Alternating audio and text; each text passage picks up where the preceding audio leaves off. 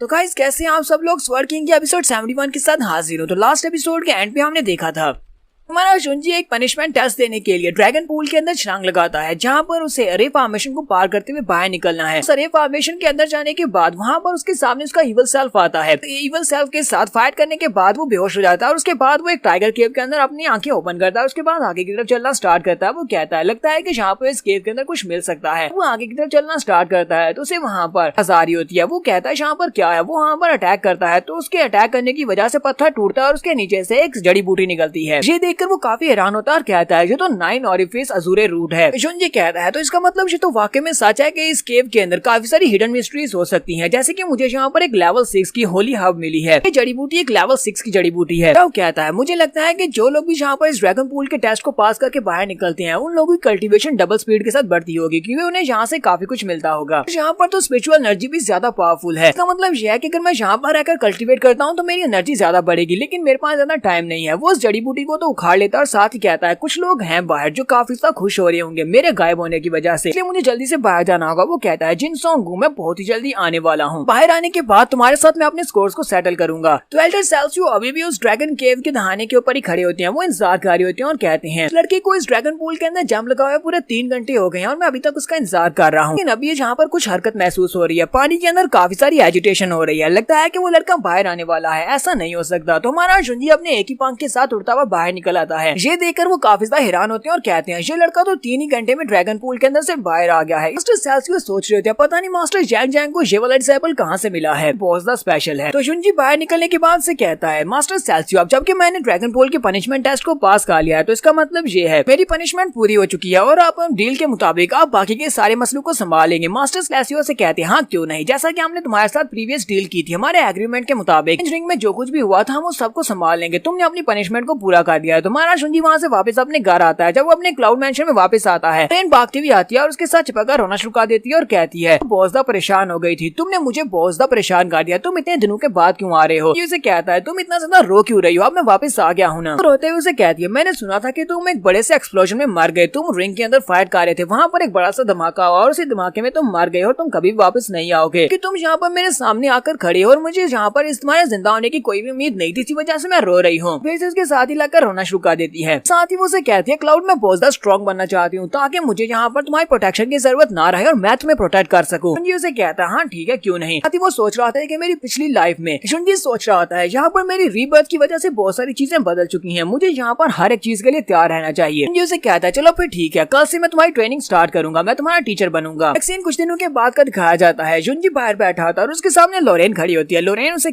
कहती है जैसा कि तुमने मुझे कहा था तुम्हारे तरीके के मुताबिक मैंने बिल्कुल वैसे कल्टीवेट किया है और मैं अपनी मार्शल स्पिरिट को यहाँ पर मटेरियलाइज कर सकती हूँ। वो उसे कहती है चलो मैं तुम्हें दिखाती हूँ। साथ ही अपनी मार्शल स्पिरिट को एक्टिवेट कर दिया जो कि एक 9 स्टार लोटस होता है। जाओ उसकी मार्शल सोल को देखते ही कहता है ये तो एक लेवल 1 का 9 स्टार वाटर लिली है, जो तो बहुत ही अच्छी बात है। वो उससे आगे से बुरा सा मुंह बनाकर उसे कहती है ये तो सिर्फ और सिर्फ लेवल 1 की मार्शल सोल है, मुझे लगा था कि ये हायर लेवल की मार्शल सोल होगी। शुंजी उसकी बात सुनने के बाद से कहता है तो तुम्हारे कहने का मतलब ये है कि लेवल 1 की मार्शल सोल स्ट्रॉन्ग नहीं होती, तो मेरे पास भी तो लेवल 1 की मार्शल सोल है, तो क्या मैं स्ट्रॉन्ग नहीं हूँ। वो जल्दी से भागती हुई उसके पास आती है और कहती है नहीं नहीं ब्रदर ऐसी बात नहीं है, तुम तो बहुत ज्यादा स्ट्रॉन्ग हो, मेरे कहने का वो मतलब नहीं था। शुंजी उसे कहता है यहाँ पर हमें अभी तक सिर्फ एक ही बात पता है कि अगर हमारी मार्शल सोल जो कल्टीवेशन वाली सोल है उसका लेवल हायर होगा तो हमारी कल्टीवेशन हाई होगी और हम ज्यादा स्ट्रॉन्ग होंगे, लेकिन असल में ऐसी बात नहीं है कि स्किल्स और आपके पास जो मार्शल आर्ट्स की कल्टीवेशन टेक्निक्स होती है वो भी इसके ऊपर डिपेंड करती है। अगर आपके पास ये सारी चीजें ज्यादा स्ट्रॉन्ग है तो इसका मतलब मार्शल सोल का लेवल 1 का होना यानी यूजलेस होना कोई भी मायने नहीं रखता। और अगर मैं यहाँ पर तुमसे ये कहूँ कि तुम्हारे पास जो 9 स्टार वाटर लिली है ये बहुत ज्यादा पावरफुल मार्शल सोल है, ये कोई आम सी मार्शल सोल नहीं है, हालांकि इसका लेवल लो है लेकिन ये मेरी मार्शल सोल की तरह स्पेशल मार्शल सोल है, इसको हम लोग ग्रोथ ओरिएंटेड मार्शल सोल कहते हैं। वो उसे कहती है अब इस बात का क्या मतलब होता है। शुंजी उसे कहता है तुम्हें एक दिन जरूर पता चलेगा, ये वाली मार्शल सोल बहुत ज्यादा पावरफुल है और वक्त के साथ साथ ये लेवल अप होती है। अपने पास से एक ह्यूमन लेवल के स्किल की बुक निकालता है और उसे कहता है ये तुम्हारे लिए है क्योंकि मेरे पास एक बुक है जिसे मैं मास्टर नहीं कर सकता, लेकिन तुम्हारे वाटर लिली के साथ ये बिल्कुल परफेक्ट रहेगी, तुम इसे मास्टर करो। तो वो उस बुक को देखती है और उसे कहती है ये क्या, इस बुक के ऊपर लिखा हुआ है कि इस बुक को एक बहुत बहुत ही फेमस एम्परर ने लिखा था, जिसका नाम किंग लियान एम्परर था। वो स्पेशल इसलिए था क्योंकि उसके पास भी इसी तरह की एक मार्शल सोल थी, यानी ग्रोथ ओरिएंटेड मार्शल सोल थी। जुनजी उसे कहता है उस एम्परर के पास जो मार्शल आर्ट्स के स्किल्स थे वो बहुत ज्यादा स्पेशल थे, वो तुम्हारी मार्शल सोल्स के साथ मिलते जुलते थे, इसी वजह से ये वाली बुक तुम्हारे लिए बहुत ज्यादा बेहतर रहेगी। तुम इस बुक के ऊपर लिखे हुए सारे मेथड्स को अप्लाई करोगी तो बहुत ही जल्दी तुम अपनी मार्शल सोल को भी लेवल अप कर पाओगी। तो वो ये बात सुनते ही बहुत ज्यादा खुश हो जाती है। फिर साथ ही वो उसके गाल पे किस करती है और कहती है क्लाउड मैं तुमसे बहुत ज्यादा प्यार करती हूँ। फिर अपनी बुक को लेकर एक छोटी बच्ची की तरह खुश होकर वहाँ से भाग जाती है। वो भागती हुई जा रही होती है अपने ध्यान के, वहाँ पर सीधी जाकर मास्टर के साथ टकरा जाती है। मास्टर स्नो काइजर वहाँ पर आते हैं, यानी कि स्नो के दादाजी वहाँ पर आते हैं। वो उसे देखकर बहुत ज्यादा घबरा जाती है। तो दादाजी उसे कहते हैं बेटा क्या तुम ठीक हो, कहीं तुम्हें कोई चोट तो नहीं लगी। तो रेंज जब नीचे गिरती है वो कहती है नीचे गिरने की वजह से मेरा बम 2 टुकड़ों में टूट गया है। तो ग्रैंडपा उससे कहते हैं मुझे क्या तुम दिखा सकती हो किसी के बम का एक टुकड़ा हो, सभी के 2 ही होते हैं। वो दादाजी को देखकर बहुत ज्यादा घबरा जाती है और भागती हुई जाकर जुनजी के पीछे छुप जाती है और कहती है जुनजी ब्रो दद्दू तो बहुत ज्यादा डरावना है, पता नहीं वो कौन है। जुनजी से कहता है बड़ों के साथ इस तरह बात नहीं करते, तुम्हें एल्डर के साथ रूडली बात नहीं करनी चाहिए। फिर साथ ही वो ग्रैंडपा से कहता है ग्रैंडपा आप यहाँ पर क्या कर रहे हैं। तो काइजर स्नो से कहते हैं मैंने तुम्हारी उस चैलेंज रिंग के बारे में सुना, मैंने सुना कि वहाँ पर एक बहुत ही बड़ा हादसा हुआ जिसके बाद अब तुम वापस आए हो। मैंने सुना कि तुम वापस आ गए तो मैं जल्दी से तुम्हारे लिए गिफ्ट्स लेकर आया हूँ, मैं तुम्हारे लिए बहुत सारे गिफ्ट्स लेकर आया हूँ। मैंने ये भी सुना था कि वॉली टाई तुम्हें पकड़ कर ले गया और तुम्हें पनिशमेंट देने वाले हैं, लेकिन यहाँ पर आकर देखकर लग रहा है कि तुम्हारे साथ तो कुछ भी बुरा नहीं हुआ। मतलब यह कि तुम्हें ये गिफ्ट देने की जरूरत नहीं है। जाओ उन सारे गिफ्ट्स को देखकर कहता है ये तो बहुत सारे गिफ्ट्स हैं, क्या ये सारे मेरे लिए हैं। तो वो उसे कहते हैं ये तो कुछ भी नहीं है। उनसे कहता है मिस्टर स्नो मुझे लगता है कि आप यहाँ पर कुछ और बात भी करना चाहते हैं, आप यहाँ पर सिर्फ गिफ्ट्स मुझे इसलिए तो नहीं दे रहे। वो उसे कहते हैं हाँ मैं यहाँ पर तुमसे कुछ और बात भी करने के लिए आया हूँ, असल में मैं यहाँ पर अपनी स्नो की तरफ से तुमसे बात करने के लिए आया हूँ। वो यहाँ पर पूरी बात करने लगती है। उसी वक्त स्नो गुस्से के साथ पीछे से आती है और अपने दादाजी को खींचकर वहाँ से ले जाती है और कहती है चले मेरे साथ वापस आए, आपको यहाँ पर ये बात करने की जरूरत नहीं है। जुनजी से कहता है फ्रो स्नो जरा रुको मेरी बात सुनो, मुझसे वादा किया था कि तुम मुझे ली फैमिली के बारे में इन्फॉर्मेशन निकाल कर दोगी, ये बताओ कि क्या तुम्हें उसके बारे में इन्फॉर्मेशन मिली या नहीं। तो वहाँ पर शर्माते हुए से कहती है क्या तुम बस यही जानना चाहते हो, मुझे तो लगा था कि तुम मुझसे पूछोगे कि मैं कैसी हूँ। क्लाउड उसकी बात सुनने के बाद काफी हैरान हो जाता है और कहता है क्या मैंने यहाँ पर कुछ गलत कह दिया। स्नो चिल्लाकर उसे कहती है बकवास बंद करो, मुझे तुमसे बात नहीं करनी। साथ ही वो गुस्से के साथ वहाँ से बाहर की तरफ चल देती है, जबकि हमारा जुनजी सोच रहा था इसे क्या हुआ, इसे गुस्सा क्यों आ गया है। हमारे दादाजी उसको गुस्से में देखकर जुनजी से कहते हैं तुम्हें यहाँ पर ली फैमिली के बारे में इन्फॉर्मेशन चाहिए, मुझे ली फैमिली के बारे में इन्फॉर्मेशन है, अगर तुम्हें वो इन्फॉर्मेशन चाहिए तो फिर तुम्हें यहाँ पर एक काम करना होगा, जाओ जाकर मेरी पोती को हुश करो, अगर वो हुश हो गई तो फिर मैं तुम्हें वो इन्फॉर्मेशन दूंगा। और उसकी बात सुनने के बाद जल्दी से भागता हुआ जाता है और स्नो से कहता है मेरी स्नो जरा यहीं पर रुक जाओ। अभी ज्यादा शर्माना शुरू कर देती है और कहती है अब इस बात का क्या मतलब है, तुम्हें मुझसे क्या चाहिए। तो जुनजी से कहता है स्नो प्लीज गुस्सा मत हो, मैं यहाँ पर तुमसे माफी मांगने के लिए आया हूँ। पीछे की तरफ घूम जाती है और कहती है नहीं मुझे तुम्हारी माफी नहीं चाहिए। इसी के साथ ही हमारा जुनजी उसकी फ्लैट चेस्ट की तरफ देखता है और उसे कहता है तो इसका मतलब तूने मेरे मशवरे के ऊपर अमल किया, मैंने तुम्हें कहा था ना कि तुम्हें यहाँ पर फेक अपीयरेंस नहीं बनानी चाहिए, तो तुमने लगता है मेरे मशवरे के ऊपर अमल किया है और तुमने अपनी चेस्ट को फ्लैट ही रखा है, ये भी काफी ज्यादा अच्छी लग रही है। बात सुनते ही स्नो और भी ज्यादा गुस्सा हो जाती है और गुस्सा आने के बाद वो उसे एक जबरदस्त पंच मारती है और कहती है तुम यहाँ पर मेरे चेस्ट के बारे में बात नहीं कर सकते। इसे मार खाने के बाद दादाजी अंदर आकर बैठ जाते हैं। जुनजी उनसे पूछता है तो ग्रैंडपा उसे सारी बात बताते हैं। वो उसे कहते हैं उन्होंने मुझसे ली फैमिली के बारे में पूछा था और मैंने भी उसे ली फैमिली के बारे में काफी कुछ बताया था। मुझे लगता है कि उसने तुम्हें ली फैमिली के बारे में आगे आकर कुछ भी नहीं बताया, क्योंकि उसके पास अपनी एक रीजन है ताकि वो तुम्हें ये सब कुछ ना बताए। ली फैमिली का पास्ट इसके डैड के साथ जुड़ा हुआ है। ली फैमिली के कोलैप्स होने के बाद ही फ्रोस्ट के जो फादर थे वो उसकी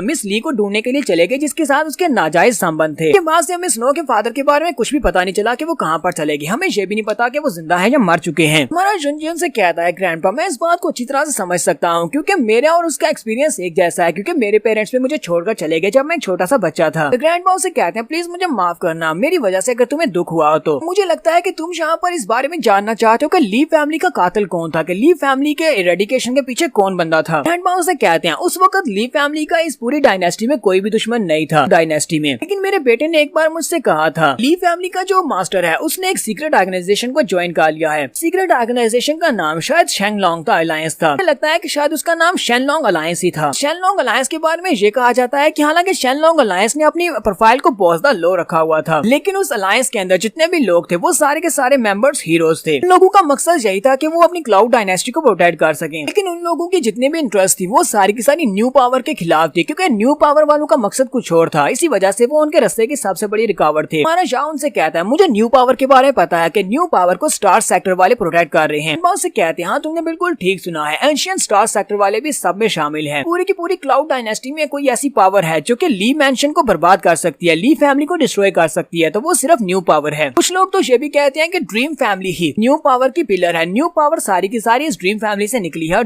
ड्रीम फैमिली वाले इसका पिलर हैं। तो जुनजी उनकी बातें सुनने के बाद वहाँ पर अपनी सोच में गुम हो जाता है। ग्रैंडपा उसे कहती है, काफी साल गुजर चुके हैं, तुम्हें यहाँ पर इतनी आसानी के साथ इन सारी बातों पर विश्वास नहीं करना चाहिए। वक्त गुजरने के साथ साथ तुम्हें सब कुछ खुद ही पता चल जाएगा। जुनजी उनसे कहता है, ठीक है, आपका बहुत बहुत शुक्रिया मुझे यहाँ पर ये सब कुछ याद दिलाने के लिए। ग्रैंडपा उसे कहते हैं, अच्छा ठीक है, बहुत ही अच्छा है। जाने से पहले हमारा जुनजी उनसे कहता है, ग्रैंडपा मुझे लगता है कि आप इतने सारे तोहफे लेकर यहाँ पर जिस मकसद के लिए आए हैं आपका वो मकसद पूरा नहीं हो सकता, क्योंकि मैं शादीशुदा हूँ, मेरे पास एक वाइफ है, लेकिन फिलहाल वो मेरे पास नहीं है। अपनी वाइफ से बहुत ज्यादा प्यार करता हूँ, मैं अपनी वाइफ को नहीं छोड़ सकता। तो ग्रैंडपा उसे कहते हैं, अच्छा अच्छा ठीक है, मैं कौन सा यहाँ पर तुम्हारे मसले में इंटरफेयर करने वाला हूँ, बहुत ज्यादा बुरा हो चुका हूँ, तुम बच्चों को इस मसले को आपस में सुलझाना होगा। स्नो भी दीवार के पीछे छुपकर ये सारी बात सुन रही होती है। यहाँ पर हम लोग अपनी एपिसोड 71 का एंड करेंगे। एपिसोड की एक्सप्लेनेशन अच्छी लगी है तो कमेंट करके जरूर बताइएगा। चैनल को सब्सक्राइब कर दें, वीडियो को लाइक और शेयर कर दें। शुक्रिया।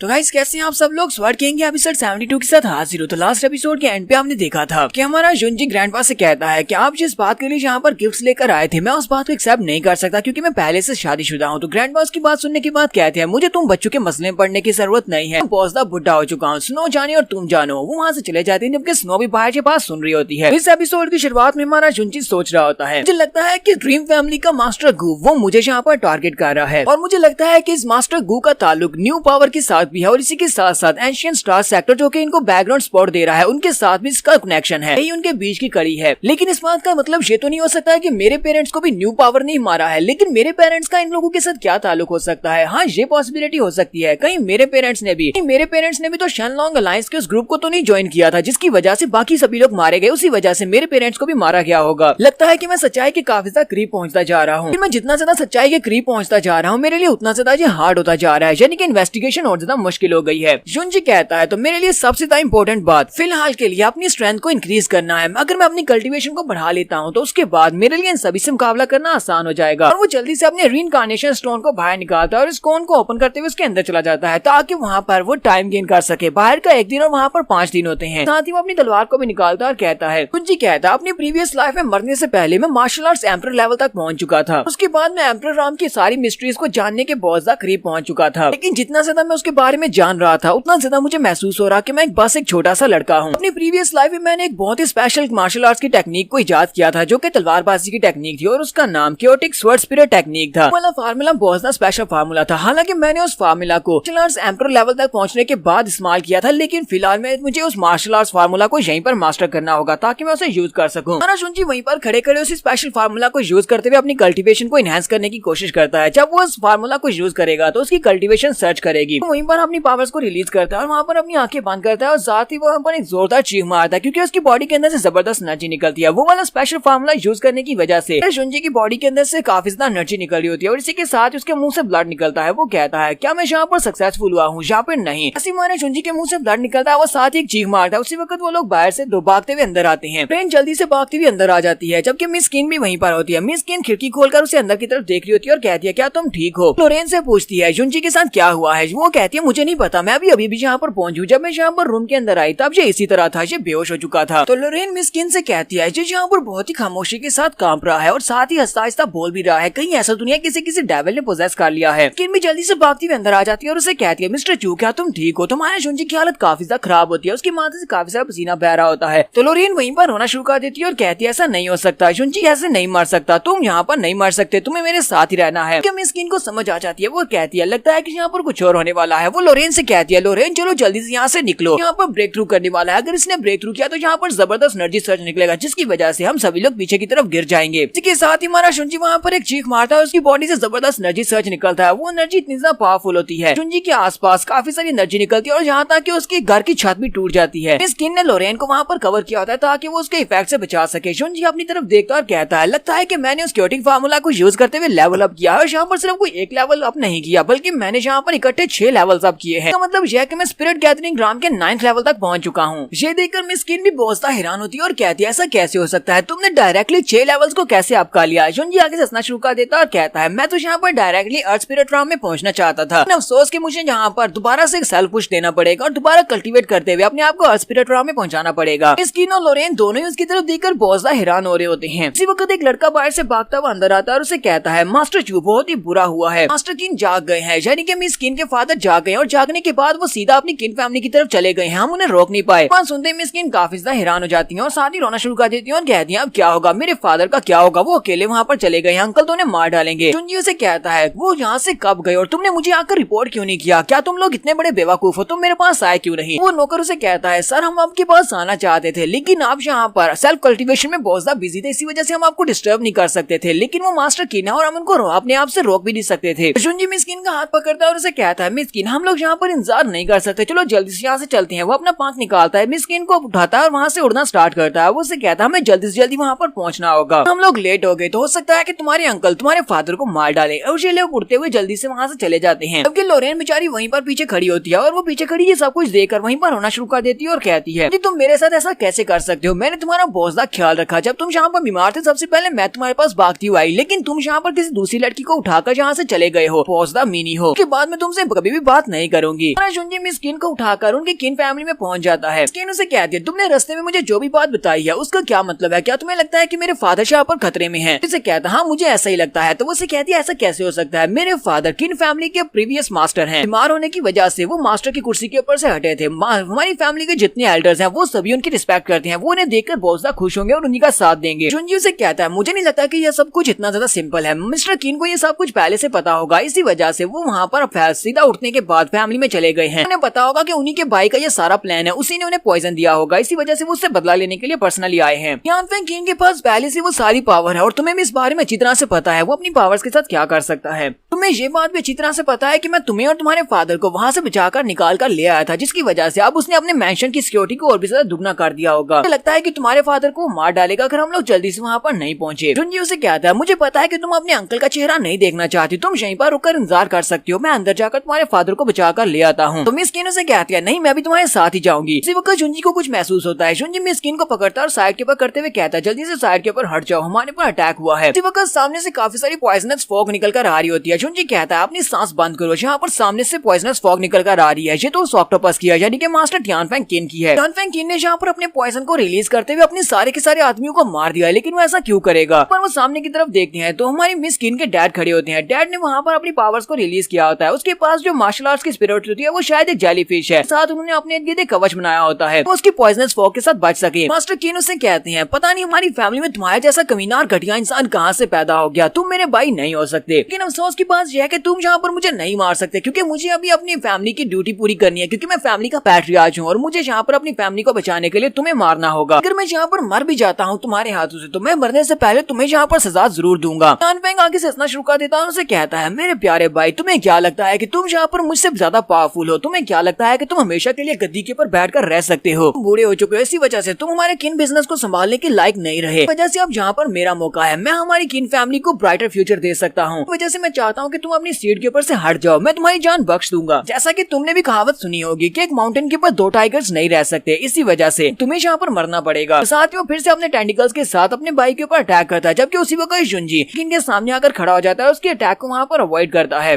किन सोच रहा था कहीं वो सामने से भाग तो नहीं गया, फिर साथ ही वो कहता है नहीं यहाँ पर तो मुझे कुछ और हो रहा महसूस हो रहा है, ये तो कैंप क्लाउड का हो रहा है। किन भी जुनजी को पहचान कर कहते हैं तुम तो वही लड़के हो जिसने हमारी जान बचाई है। जुनजी उसे कहता है बाकी का सब कुछ मेरे ऊपर छोड़ दो, मैं इसको संभाल लूंगा। किन भी वहाँ पर चिल्लाकर उसे कह रहे होते हैं कैंप क्लाउड तुम डरपोक कहीं के, लास्ट टाइम तुम मेरे हाथ से बचकर निकल गए थे, इस बार तुम खुद से यहाँ पर अपने मास्टर किन को बचाने के लिए आए हो, क्यों ना तुम यहाँ पर बाहर निकल कर आओ और मेरा सामना करो, देखते हैं कि कौन यहाँ पर किसको हरा पाता है। जुनजी उसके पीछे खड़ा होता है और उसे टैप करते हुए कहता है तुम गंदे ऑक्टोपस कहीं के, तुम्हें क्या लगता है कि मैं यहाँ पर तुमसे डरता हूँ। मास्टर टियानफेंग जल्दी से अपने टेंटिकल्स को रिलीज करते हुए उसके ऊपर अटैक करते हैं, जबकि वो सिर्फ एक मिराज इमेज होती है। उसी वक्त जुनजी उसके मुंह के ऊपर एक जबरदस्त पंच मारता है और उसे कहता है लगता है कि तुमने मुझे पहचान लिया होगा। जुनजी का पंच काफी ज्यादा पावरफुल होता है, जिसकी वजह से टियानफेंग उड़ता हुआ पीछे वाली दीवार के साथ जाकर पटकता है। पंच खाने के बाद जब वो दोबारा उड़ता है तो टियानफेंग कहता है तुम्हारी पावर्स तो पहले से काफी ज्यादा बढ़ चुकी है, लास्ट टाइम जब तुम मुझसे फायर कर रहे थे तब तुम इतने स्ट्रॉन्ग नहीं थे, लेकिन चाहे कुछ भी हो जाए तुम अभी भी स्पिरिट गैदरिंग ग्राम में ही हो, अगर तुम स्पिरिट गैदरिंग ग्राम में हो तो तुम यहाँ पर जीत नहीं सकते क्योंकि एक लेवल का डिफरेंस बहुत ज्यादा होता है। और वो फिर से अपने टेंटिकल्स को निकालते हैं और जुनजी के ऊपर अटैक करते हैं। इस बार वो अपने टेंटिकल्स को ग्राउंड के अंदर डाल देते हैं, जिसकी वजह से नीचे का ग्राउंड फटना शुरू हो जाता है। किन चिल्लाकर उसे कहती है जुनजी जरा बचो, तुम्हारे पर अटैक हो रहा है। जुनजी भी सामने की तरफ देख रहा होता है कि क्या ये वाकई मेरे पर अटैक करने लगा है, लेकिन उसी वक्त टियानफेंग अपने अटैक की डायरेक्शन को चेंज करता है और अपने टेंटिकल्स को ग्राउंड से घुमाकर दूसरी तरफ मिस किन की तरफ ले जाता है। के पास अभी रिएक्ट करने का टाइम नहीं होता, वो भागता हुआ वहाँ पर नहीं पहुंच सकता कि उसी वक्त वो टेंटिकल्स किसी की बॉडी के अंदर धंस जाते हैं। मिस किन भी देखकर काफी हैरान होती है कि डैड उसके सामने सामने आकर खड़े हो जाते हैं। वो टेंटिकल्स उसकी बॉडी के अंदर दंसे होते हैं। उसके डैड ने अपनी बेटी को यहाँ पर बचा लिया है, लेकिन खुद इतना ज्यादा जख्मी होने के बाद वो बच नहीं सकते। अनफेंग भी खुश हो जाता है और उसे कहता है, ब्रदर मुझे तो लगा था कि तुम यहाँ पर मौका देकर भाग गए होगे, लेकिन मुझे पता था कि तुम भागो भी नहीं। तो देखते हैं कि अब तुम यहाँ पर कैसे बचते हो। अब तो तुम बिल्कुल भी नहीं बच पाओगे। ऐसे वो दोबारा से अपने टेंटिकल्स के साथ मास्टर किन के ऊपर अटैक करने लगता है। उसी वक्त उसके ऊपर अटैक होता है, जिसकी वजह से उसकी मार्शल आर्ट्स की सोल होती है डिस्ट्रॉय हो जाती है और वहीं पर नीचे गिर जाता है, बेहोश हो जाता है। फिर जुंजी मास्टर किन की तरफ देखता है। मिस किन जल्दी से भागती हुई अपने डैड के पास आती है, उसे सहारा देते हुए कहती है, डैड मैं तुम्हारी ब्लीडिंग को रोकने में मदद करती हूँ। उसके डैड कह रही होती है, मैंने तो ऐसा बिल्कुल भी नहीं सोचा था कि मैं अपने छोटे भाई के हाथ उसे मारा जाऊंगा। उसके रोना शुरू कर देती है और कहती है, प्लीज डैड ऐसी बात मत करो, मेरे साथ रहो, तुम ऐसे नहीं जा सकते। ये आगे बढ़ता है और उसे कहता है, मिस्टर कीन आप यहाँ पर अकेले क्यों चले आए। तो मास्टर कीन उसे कहते हैं, मुझे पता था कि मेरे भाई ने मुझे पॉइजन दिया है और मैं इस मसले को अपने भाई के साथ खुद ही निपटाना चाहता था। मैं नहीं चाहता कोई और मेरे भाई को सजा दे, इसी वजह से मैं यहाँ पर पर्सनली आया था। चाहता हूँ कि तुम किसी के भी सामने इस बात को मत कहना। साथ ही वो उसे कहते हैं, लेकिन यहाँ पर मुझे तुम्हारे एक फेवर की जरूरत है। जुंजी उसे कहता है, हाँ मुझे बताएं कि मैं आपके लिए क्या कर सकता हूँ। तो उसके डैड उसे कहते हैं, किन फैमिली का बर्डन बहुत ज्यादा भारी होने वाला है। मुझे ये भी अच्छी तरह से पता है कि मेरी रेन मिस्ट ये अकेले इस सारे भार को नहीं उठा सकती। मैं यहाँ पर तुमसे ये बात कहने वाला हूँ, प्लीज मेरी बेटी का ध्यान रखना और साथ ही हमारे किन फैमिली का बिजनेस भी तुम संभालो। जुंजी उनसे कहता है, प्लीज आपको यहाँ पर परेशान होने की जरूरत नहीं, मैं सब कुछ संभाल लूंगा। फिर साथ ही वो अपनी जेब के अंदर से कुछ निकालते हुए कहते हैं, मेरे पास तुम्हारे लिए एक बहुत ही इंपॉर्टेंट सबूत है। उस बॉटल को ओपन करके उसको देने लगते हैं, लेकिन उसी वक्त उनकी मौत हो जाती है। लेकिन वो बॉटल जब नीचे गिरती है तो उसके अंदर से 2 पिल्स निकलती हैं। लेकिन जैसे वो मर जाती है उसकी साथ ही मिस किन वहाँ पर जोर जोर से रोना शुरू कर देती है। तो यहाँ पर हम लोग अपनी एपिसोड 72 का एंड करेंगे। नेक्स्ट एपिसोड में देखेंगे आखिर ये सबूत क्या है और इन पिल्स का क्या मतलब है। एपिसोड की एक्सप्लेनेशन अच्छी लगी हो तो कमेंट करके जरूर बताइएगा। चैनल को सब्सक्राइब कर दे, वीडियो को लाइक और शेयर कर दे। शुक्रिया।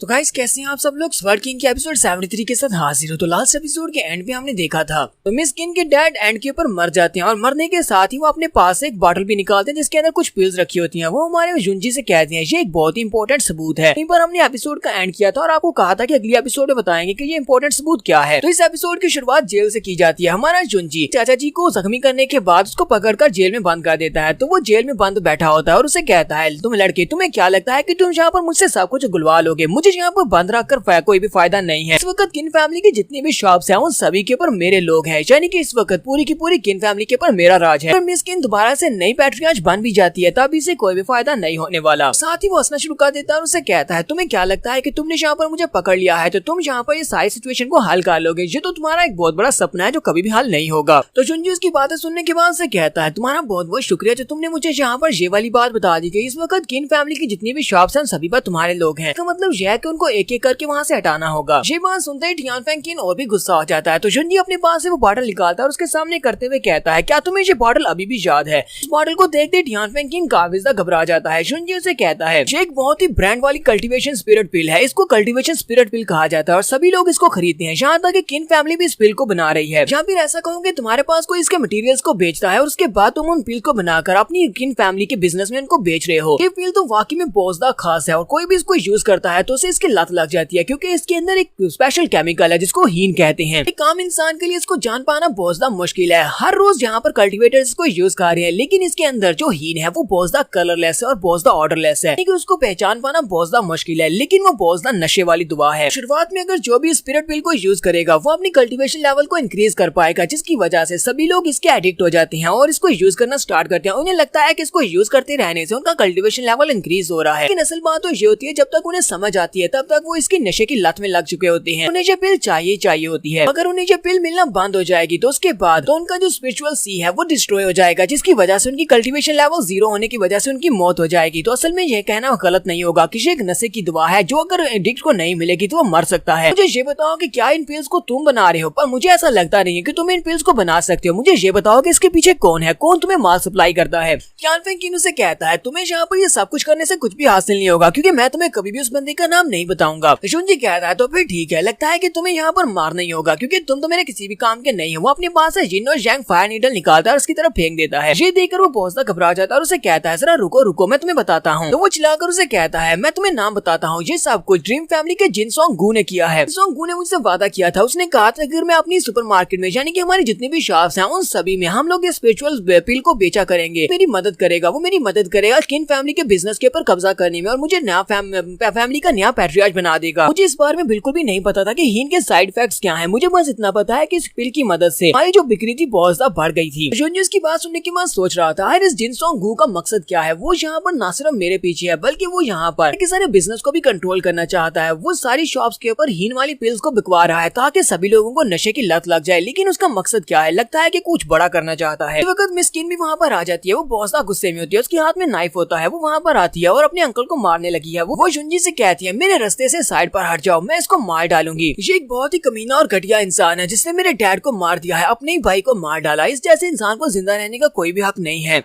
और जैसे वो अपना नाइफ लेकर उसको मारने के लिए आगे बढ़ दिया, उसी वक्त हमारा जुनजी उसका हाथ पकड़ लेता है और उसके हाथ से नाइफ गिरा देता है। वो उसे कहता है शांत हो जाओ, तुम इसको ऐसे नहीं मार सकती। जबकि वो अभी भी उसे चिल्लाकर कह रही होती है प्लीज मुझे जाने दो, मुझे इसे मारना है, मुझे अपनी डैड की मौत का बदला लेना है। ये एक बहुत ही घटिया इंसान है। आखिर तुमने अभी तक इसको जिंदा क्यों रखा हुआ है? क्या तुम मेरे डैड की मौत का बदला नहीं लेना चाहते? तुम इसको मार क्यों नहीं देते? हमारा इसके लिए क्या काम है? ऐसे अभी यहाँ पर मारने वाली हूँ, प्लीज मुझे छोड़ो। और इसी के साथ ही मिस्किन वहीं पर बेहोश हो जाती है। हमारा जुनजी उसे उठाकर वापस बिस्तर के ऊपर लाकर लिटा देता है। तो उसके जब उसे होश आती है वो अपने डैड का नाम पुकारते हुए उठती है। जुनजी भी उसके पास ही बैठा होता है। जुनजी उसे कहता है मिस किन प्लीज शांत हो जाओ, मुझे पता है कि तुम टियान फेंग किन को मारना चाहती हो और अपने डैड की मौत का बदला लेना चाहती हो, लेकिन हम लोग उसे अभी नहीं मार सकते। मुझे लगता है कि टियान फेंग किन वो अकेला नहीं है तुम्हारे डैड की मौत के पीछे, उसके साथ कोई और भी है। उसे बैकग्राउंड सपोर्ट मिल रही है। हमें उस बंदे को भी ढूंढना होगा और उसके साथ भी फाइट करना होगी, उसको भी मारना होगा, तभी जाकर तुम्हारा बदला पूरा होगा। इसलिए मैं चाहता हूँ कि तब तक तुम सब्र करो। जुनजी से कहता है बस मेरे ऊपर भरोसा करो, तुम देखना हम लोग तुम्हारे डैड की मौत का बदला जरूर लेंगे। और इसी के साथ ही वो उसके गले लगकर रोना शुरू कर देती है। तुम्हारा जुनजी उसे बताता है कि बहुत ही जल्दी यहाँ पर इंपीरियल सिटी में एनुअल बिजनेस मीटिंग होने वाली है। उस एनुअल बिजनेस मीटिंग में सारी की सारी बिजनेस फैमिलीज जो है और उसके साथ 5 बड़े मार्शल हाउसेज वाले ये लोग अपने बिजनेस को फैलाने के लिए वहाँ पर अपनी शॉप्स को सेटअप करेंगे। ये हमारे लिए एक बहुत ही अच्छा मौका होने वाला है। मैं चाहता हूँ कि तुम यहाँ पर अपने आप को संभालो ताकि हमें उस मौके के ऊपर हमारी सच्चाई को पता लगाया जा सके। हम लोग जानना चाहते हैं कि आखिर इसके पीछे कौन है, टियान फेंग किन के पीछे कौन था जिसने उसे ये सब कुछ करने के लिए मजबूर किया। मिस किन उसे कहती है तुम्हारा प्लान क्या है, मुझे बताओ। तुम्हारा जुनजी उसे कहता है मुझे लगता है कि मास्टर जिनसोंग गू के पीछे भी कोई ना कोई शामिल है। जिनसोंग गू अकेला ये सब कुछ नहीं संभाल सकता। मुझे लगता है कि वो जो भी है वो ड्रीम फैमिली से ही ताल्लुक रखता है। मिस्किन भी इसकी बात सुनने के बाद काफी हैरान होती है। जुनजी कहता है ये सिर्फ और सिर्फ एक गैस है। मुझे लगता है कि जो भी वो बंदा है वो पूरे के पूरी डायनेस्टी को ब्लड बैथ में बनाना चाहता है। तभी वो यहाँ पर कोई ना कोई मूव चलेगा तो पूरी डायनेस्टी में बहुत कुछ चेंज होने वाला है। तो नेक्स्ट सीन हमें 2 दिन के बाद का दिखाया जाता है। 2 दिन के बाद हमारा जुनजी बाहर बैठा होता है और उसके सामने लॉरेन होती है। लॉरेन वहाँ पर अभी भी ट्रेनिंग कर रही होती है। हमारा जुनजी उसे बता रहा होता है कि कैसे वो यहाँ पर स्क्वाड कर सकती है, कैसे वो अपनी ट्रेनिंग को कंप्लीट कर सकती है। साथ ही जुनजी वहाँ पर बैठकर कुछ खा भी रहा होता है। साथ साथ उसे कह रहा होता है हमें यहाँ पर समर के मौसम में आइसक्रीम खानी चाहिए। लेकिन उसकी तरफ देखते और उसे भूख लगी होती है। वो उसे कहती है मुझे भी ये खानी है, लेकिन मैं कैसे खा सकती हूँ, अपनी ट्रेनिंग को कम्प्लीट करना है। हमारा जुनजी भी उसे कह रहा होता है कि जब तक तुम अपनी ट्रेनिंग को कम्प्लीट नहीं करती तब तक तुम्हें कोई भी आइसक्रीम खाने को नहीं मिलेगी। वक्त हमारे जुनजी को बाहर से घोड़ा गाड़ी के रुकने की आवाज आती है। वो जल्दी से भागता हुआ उस तरफ चला जाता है, अपनी आइसक्रीम को भी फेंक जाता है। जबकि लॉरेन उस आइसक्रीम को कैच करती है और खाना शुरू कर देती है। जुनजी भागता हुआ बाहर जाता है तो मास्टर जैन और उसके साथ उसका जाओहा होता है। जाओहा और दोनों उसे देखकर बहुत ज्यादा खुश होते हैं और कहते हैं मास्टर आप तो काफी ज्यादा बड़े हो गए हैं। जबकि हमारा जुनजी भी उनसे कहता हाँ तुम लोगों से मिलकर मुझे काफी ज्यादा अच्छा लगा और जाओहा को तो देखो ये कितना लंबा हो गया है। पॉइजन जैन हमारे जुनजी से कहते हैं मास्टर आपको देखे हुए मुझे काफी महीने हो चुके हैं, लेकिन आपने इतने महीनों में काफी अच्छे से ग्रो किया है और साथ में आपकी कल्टीवेशन तो कहाँ तक पहुँच चुकी है। जुनजी से पूछता है तो मुझे ये बताओ कि हमारा चू टाउनशिप कैसा है, हमारा टाउन कैसा है। से कहता है अब तुम्हें बिल्कुल भी उसके बारे में परेशान होने की जरूरत नहीं है। यंग मास्टर वक्त सिटी मेयर सब कुछ संभाल रहे हैं। हमारा चू टाउन इस वक्त वेस्ट की सबसे बड़ी फोर्स बन चुका है। ऐसा कहना गलत नहीं होगा कि अब कोई भी वहाँ पर ऐसा नहीं है जो कि हमारे चू टाउन के सामने टिक सके। हमारी चू फैमिली सबसे बड़ी फैमिली है। हमने रिसेंटली उस माउंटेन के ऊपर से जड़ी बूटियों के एक्सप्लोइटेशन को खत्म किया है। वहाँ से जड़ी बूटियां हासिल करने के बाद जब हमने उन्हें किन बिजनेस में बेचा था उसके बाद से हमें काफी ज्यादा शेयर मिला है और वो शेयर बहुत ज्यादा था। तो हमें हर महीने हजारों के हिसाब से स्पिरिट स्टोन्स मिलते हैं। हमारे खजाने में टोटल 28,000 पीसीज हैं। जैसा कि तुमने कहा था कि हमें अपने साथ स्पिरिट स्टोन्स को लेकर आना है, तो हम लोग अपने साथ 28,000 स्पिरिट स्टोन्स को लेकर आए हैं। और साथ ही वो उस सारी बिजनेस की बुक भी दिखाता है कि उन्होंने पिछले कुछ महीनों से जो कुछ भी किया है वो सब कुछ उसने उस बुक के अंदर लिखा होता है। तो जुनजी सारे रिकॉर्ड को पढ़ने के बाद सोच रहा होता है कि 28,000 स्पिरिट स्टोन्स ये काफी नहीं रहेंगे, क्योंकि हमें वहाँ पर बिजनेस के ऊपर कब्जा करना है। तो हमें सारी की सारी फैमिलीज को अपने साथ मिलाने के लिए लिए बहुत सारे स्पिरिट स्टोन्स की जरूरत पड़ेगी। इसी के साथ ही हमारा जाओहा अपने साथ बहुत सारी फैमिलीज के पास से पिल्स को खरीद कर लाया होता है। ये सारी वही स्पिरिट पिल्स होती है, वो सारी की सारी अपने ब्रांड के हिसाब से उनको बेच रही होती है। तो ये सभी जब उनको चेक करते हैं तो उनके अंदर सभी के अंदर उन्हें हीन मिलती है। मिस किन उसे कहती है जैसा कि तुमने सोचा था ये बिल्कुल वैसा ही है। हमारे यहाँ पर किन फैमिली, सू फैमिली, लू फैमिली, जाओ फैमिली और यूई फैमिली, इन सभी के बिजनेस में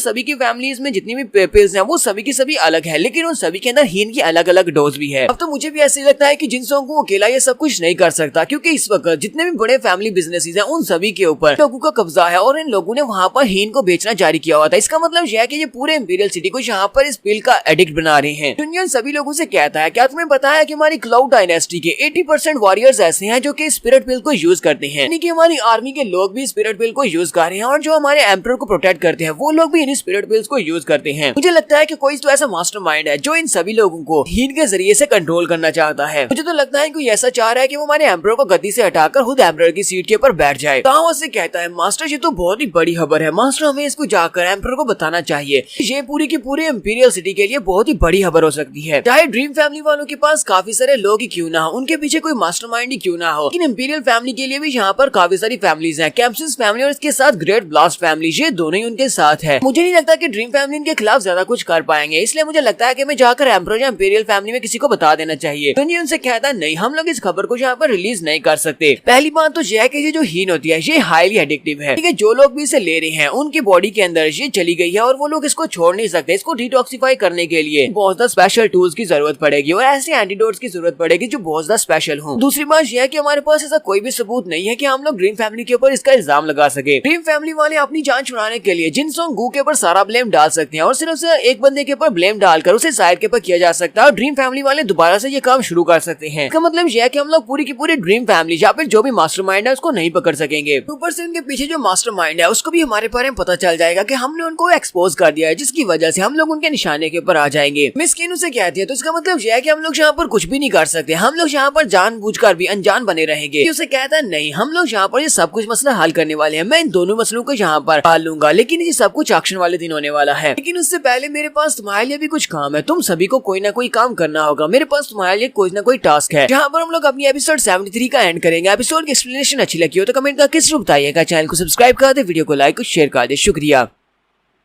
तो गाइस कैसे हैं आप सब लोग। स्वर्ड किंग के एपिसोड 74 के साथ हाजिर हो। तो लास्ट एपिसोड के एंड पे हमने देखा था कि जुनजी अपने लोगों से कहता है कि मेरे पास एक प्लान है, इस बार जो सराहना एक्शन होने वाली है उसमें हम सभी लोग ये सब कुछ काम करेंगे, लेकिन उससे पहले तुम सभी को यहाँ पर कुछ ना कुछ काम करना पड़ेगा। वो लोगों से कहते हैं हाँ क्यों नहीं बॉस, हम लोग जरूर ये काम करेंगे। फिर साथ ही जावा से कहता है लेकिन बॉस हम लोग यहाँ पर अगर 5 फैमिलीज के बिजनेस को मर्ज करने वाले हैं, फिर यहाँ पर हमारे बिजनेस का नाम तो होना चाहिए, हम लोग अपने फैमिली बिजनेस को क्या नाम देंगे। जुनजी से कहता है तुम्हारे बिजनेस का नाम क्लाउड बिजनेस होगा। इस ऑक्शन में हम लोग अपने क्लाउड बिजनेस को इंपीरियल सिटी का सबसे फेमस बिजनेस बना देंगे, क्योंकि पूरे के पूरे इंपीरियल सिटी में हमारा बिजनेस सभी को टेक ओवर कर लेगा। नेक्स्ट सीन हमें ऑक्शन वाले दिन का दिखाया जाता है। तो बताया जाता है कि हर साल यहाँ पर एक ऑक्शन होती है, जहाँ पर 5 बड़ी फैमिलीज जो है, जो 4-5 बड़े फैमिली बिजनेस हैं, सभी लोग यहाँ पर अपनी चीजों को लाकर ऑक्शन करते हैं। मेनली इस चीज का मकसद ये होता है कि बड़े बड़े जो फैमिली बिजनेसेस होते हैं वो अपनी चीजों को प्रमोट कर सके। अगर आप यहाँ पर लो कीमत के ऊपर चीजों को बेचेंगे तो इससे आपके बिजनेस की प्रमोशन हो जाएगी। इसलिए काफी सारे बिजनेस के लोग जो होते हैं इस ऑक्शन में 50% डिस्काउंट के साथ अपनी चीजों को बेचते हैं। मिस किन जुनजी से कहती है जो भी तुमने हमें कहा था वो सारा काम हमने कंप्लीट कर दिया है, और मैंने जहाँ पर जाहा से ये भी कहा है कि वो पूरे के पूरे बिजनेस के ऊपर नजर रखे, क्योंकि वो हमारे बिजनेस का मैनेजर बनने वाला है। तो लॉरेन भी इन लोगों के साथ ही आई होती है। वो यहाँ पर ये सारा कुछ देखकर बहुत ज्यादा खुश हो रही होती है। वो भागती हुई आगे चली जाती है और कहती है आज तो यहाँ पर बहुत सारा रश लगा हुआ है, बहुत सारी खूबसूरत चीजें यहाँ पर है। जबकि हमारा जुनजी उसे कहता है लड़की यहाँ से दूर मत जाना, हमारे करीब ही रहना। मिस किन उसकी बात सुनने के बाद से कहती है जुनजी तुम तो एक पेरेंट की तरह बनते जा रहे हो, तुम ऐसा लगता है जैसे उसके पापा हो। जुनजी उसे कहता है जबकि तुम और भी ज्यादा एक मास्टर की तरह बनती जा रही हो। लॉरेन जो भागती हुई आगे चली जाती है, वहाँ पर भीड़ लगी होती है क्योंकि कोई वहाँ पर स्नो लोटस को बेच रहा होता है। वो उसे कहती है जुनजी यहाँ पर आओ, यहाँ पर कोई स्नो लोटस को बेच रहा है। जुनजी भी इसके साथ वहाँ पर चला आता है। यहाँ पर लू फैमिली के लोग अपनी चीजों को डिस्काउंट के ऊपर बेच रहे होते हैं, तो उनका जो अनाउंसर होता है वो उन सभी लोगों से कहता है लोग यहाँ पर अपनी शॉप की ओपनिंग पर, क्योंकि हम सभी लोग यहाँ पर इस ऑक्शन में हिस्सा लेने के लिए आए हैं, तो हमारी लू फैमिली आपको यहाँ पर स्नो लोटस फ्लावर बेचने वाली है, वो भी 50% डिस्काउंट के साथ। तुम लोगों को ये वाला चांस दोबारा कभी भी नहीं मिलने वाला, इसलिए प्लीज जल्दी से हमारे स्नो लोटस फ्लावर को खरीद लो। सभी देखने वाले बहुत हैरान हो जाते हैं और कहते हैं ये तो एक लेवल 5 का स्पेशल मटेरियल है और बेसिकली ये हमारे लिए एक बहुत ज्यादा पावरफुल वेपन हो सकता है, क्योंकि ये एक होली लेवल के स्केल के बराबर है और ये लोग यहाँ पर इसे सिर्फ 4000 स्पिरिट स्टोन में बेच रहे हैं, यानी कि आधी कीमत के ऊपर बेच रहे हैं। सभी लोग कह रहे होते काश हमारे पास पैसे होते तो हम लोग इस स्नो लोटस फ्लावर को इतने सस्ते में खरीद लेते, क्योंकि इतना सस्ता स्नो लोटस फ्लावर हमें कभी भी नहीं मिलेगा। एक बार एक खट्टा खट्टा बंदा आगे बढ़ता और कहता है तुम सभी लोग पीछे रहो, मैं इसको खरीदने वाला हूँ, मेरे पास 4000 स्टोन है। वो उनसे कहता है प्लीज जल्दी से मेरे पास भेज दो, ये मैं खरीदूंगा।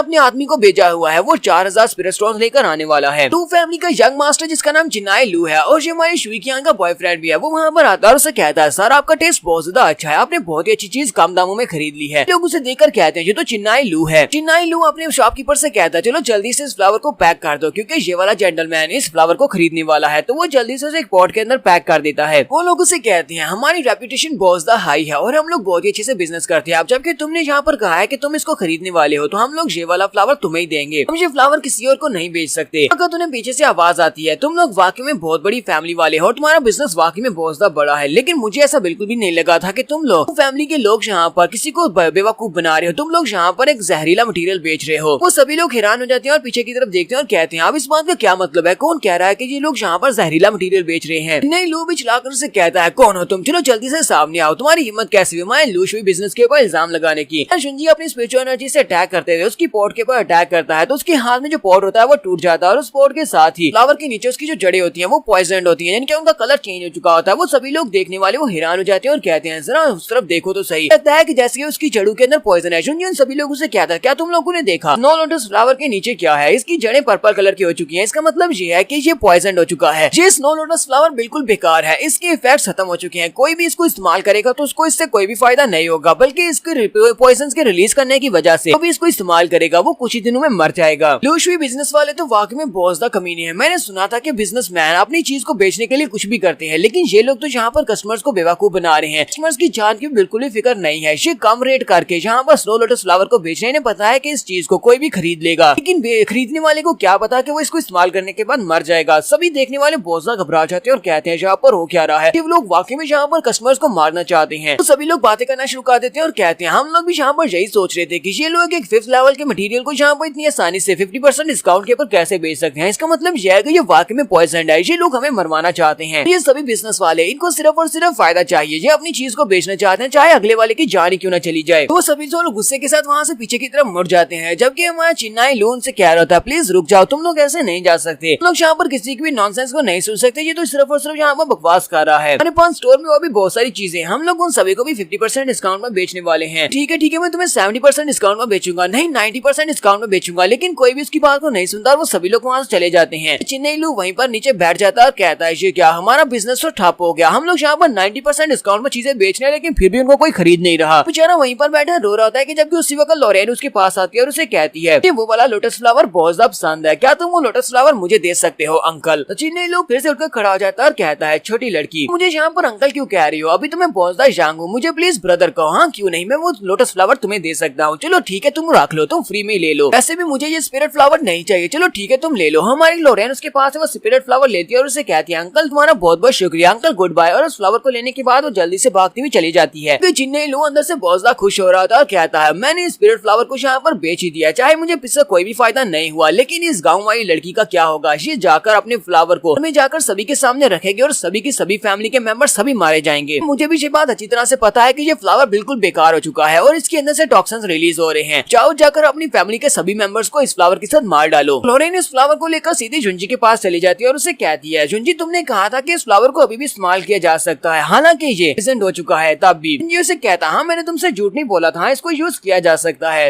तो चिन्नाई लू भी उसी तरफ ही देख रहा होता है, सोच रहा होता है ये यहाँ पर क्या कर रहा है। हमारा झुंझी उसके पास स्नो लोटस फ्लावर को पकड़ता है और उसे कहता है हम लोग इसके पॉइजनस पार्ट को इससे अलग कर सकते हैं। वो उसके नीचे की जड़ों को तोड़ देता है, कहता है बस इसके नीचे की जड़ को तोड़ना होगा और उसके बाद हम लोग इस फ्लावर को उसी तरह यूज कर सकते हैं जिस तरह ये यूज होता है और ये बिल्कुल वैसे इफेक्टिव रहेगा। देखने के बाद तो चिन्नाई लू बहुत ज्यादा हैरान होता है और कहता है ये क्या बकवास है, इसका मतलब ये है कि हम लोग इस फ्लावर को अभी भी यूज कर सकते थे, मेरा तो बहुत ज्यादा नुकसान हो गया। तो चिन्नाई लू इस बात से बहुत ज्यादा गुस्सा आ जाता है और कहता है तुमने यहाँ पर मुझे धोखा दिया है। वो चिल्लाकर अपने लोगों से कहता है कोई आगे बढ़ो, जाकर इस लड़के को पकड़ो, वो इस लड़के को मेरे लिए मार डालेगा, मैं इसको ये कलरफुल स्नो लोटस दे दूंगा, ये लोटस फ्लावर उसका हो जाएगा। तो वो सभी लोग भागते हुए आगे बढ़ते हैं, हमारे झुंझी के चारों तरफ से घेर लेते हैं। जबकि यहीं पर हमारी शुइकियान की नौकरानी को भी दिखाते हैं जो कि लू फैमिली के साथ ही रहती है। वो ऊपर से बैल्कनी से देख रही होती है, वो भागती भी जाती है और कहती है मिस शुई प्लीज जल्दी से उठ जाए, हमारा युनजी जिंदा है, वो बाहर खड़ा है। कियान जो कि टेबल के ऊपर सर रखकर रो रही होती है और युनजी को याद कर रही होती है। वो इसकी बात सुनने के बाद बहुत ज्यादा हैरान होती है और कहती है तुमने अभी क्या कहा कि युनजी जिंदा है। तो चिन्नाई लू उन लोगों से कहता है तुम सभी लोग यहाँ पर अगर इस लड़के को पकड़ लेते हो, अगर इस लड़के को मार देते हो तो तुम सभी लोगों को यहाँ पर ना सिर्फ कलरफुल स्नो लोटस फ्लावर मिलेगा, तुम हमारे पास से बहुत सारे एलिक्सर्स भी ले सकते हो। वो सारे के सारे एलिक्सर्स बिल्कुल फ्री मिलेंगे। वो सभी लोग जो कि हमारे युनजी के इर्द गिर्द खड़े होते हैं वो सभी लोग उसे कहते हैं हमें इस बात से फर्क नहीं पड़ता कि तुम कैम्सिस फैमिली के कोर डिसाइपल हो, हमें तो सिर्फ वो स्नो फ्लावर फ्लोटस चाहिए और साथ ही हमें फैमिली के एलिक्सर्स भी चाहिए। ये सभी लोग हमारे युनजी को मारने के लिए बिल्कुल रेडी होते हैं। जबकि लोरेन बेचारी काफी ज्यादा घबरा जाती है और कहती है अब हम लोग क्या करेंगे, हम लोग तो मुश्किल में पड़ गए हैं। युनजी उसे कहता है बस मुझे 1 मिनट दो और उसके बाद देखना ये सभी लोग ग्राउंड के ऊपर पड़े होंगे, उसके बाद मैं तुम्हें आइसक्रीम भी खरीद कर दूंगा। और वो अपनी तलवार निकालता है तो सभी लोग उसे कहते हैं तुम्हारे आखिरी वक्त आ चुका है, तुम तो कुछ ज्यादा ही एरोगेंट हो, तुम्हें क्या लगता है कि तुम हम सभी को इतनी आसानी से मारकर जाकर आइसक्रीम खा सकती हो। सभी लोग उसके ऊपर अटैक करने के लिए जब आगे बढ़ते हैं तो हमारा युनजी कहता है तुम सभी ने अब मुझे काफी ज्यादा गुस्सा दिला दिया, अब तुम्हारी बारी है। मुझे यहाँ पर अपने क्योटिक स्वर्ड फार्मूला को ट्राई करना था। तो वो अपनी तलवार को घुमाता है और वहाँ पर अपने फर्स्ट मूव को यूज करता है जिसका नाम dragon roaring in the wind होता है। हम अपने स्पेशल मूव को यूज करता है तो वो सभी लोग जो कि इसके इर्द गिर्द खड़े होते हैं वो सभी लोग मछलियों की तरह उड़ना शुरू कर देते हैं, यानी कि वो सभी लोग पीछे की तरफ गिर जाते हैं और एक ही मूव के साथ हमारा युनजी सभी को हरा देता है। नहीं लोग इस बात से बहुत ज्यादा हैरान होता है और कहता है ऐसा कैसे हो सकता है, ये लड़का तो स्पिरिट गैदरिंग राम के 9th लेवल पर है, फिर ये इतना स्ट्रॉन्ग कैसे हो सकता है। हमारा युनजी सभी लोगों से कहता है ये भी खत्म नहीं हुआ, अभी तो मेरा मूव बाकी है।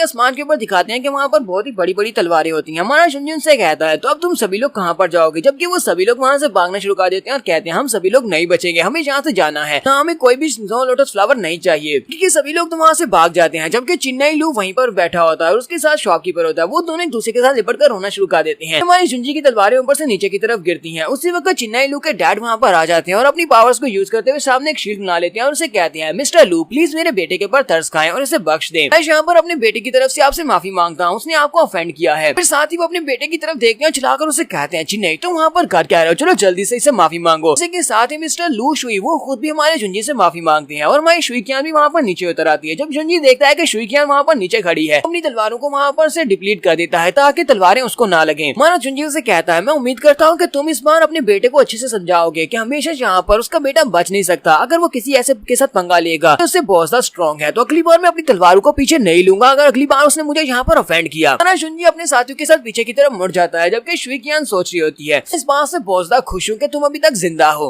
तुम्हारे युनजी के वहाँ चले जाने के बाद नहीं लू अपने डैड से कहता है डैड आपने उस लड़के को जाने क्यों दिया, उसने हमारे बिजनेस को ठप कर दिया है, हमारे पास अब कोई भी कस्टमर नहीं आ रहा, तो जाकर उस लड़के को मार देना चाहिए। उसके डैड गुस्से के साथ उसे कहते हैं लड़के क्या तुम्हें नहीं लगता कि तुमने यहाँ पर जो कुछ भी किया है उस सब की वजह से उस हमारे बिजनेस को ज्यादा नुकसान पहुंचा है, तुम यहाँ पर कर क्या रहे थे।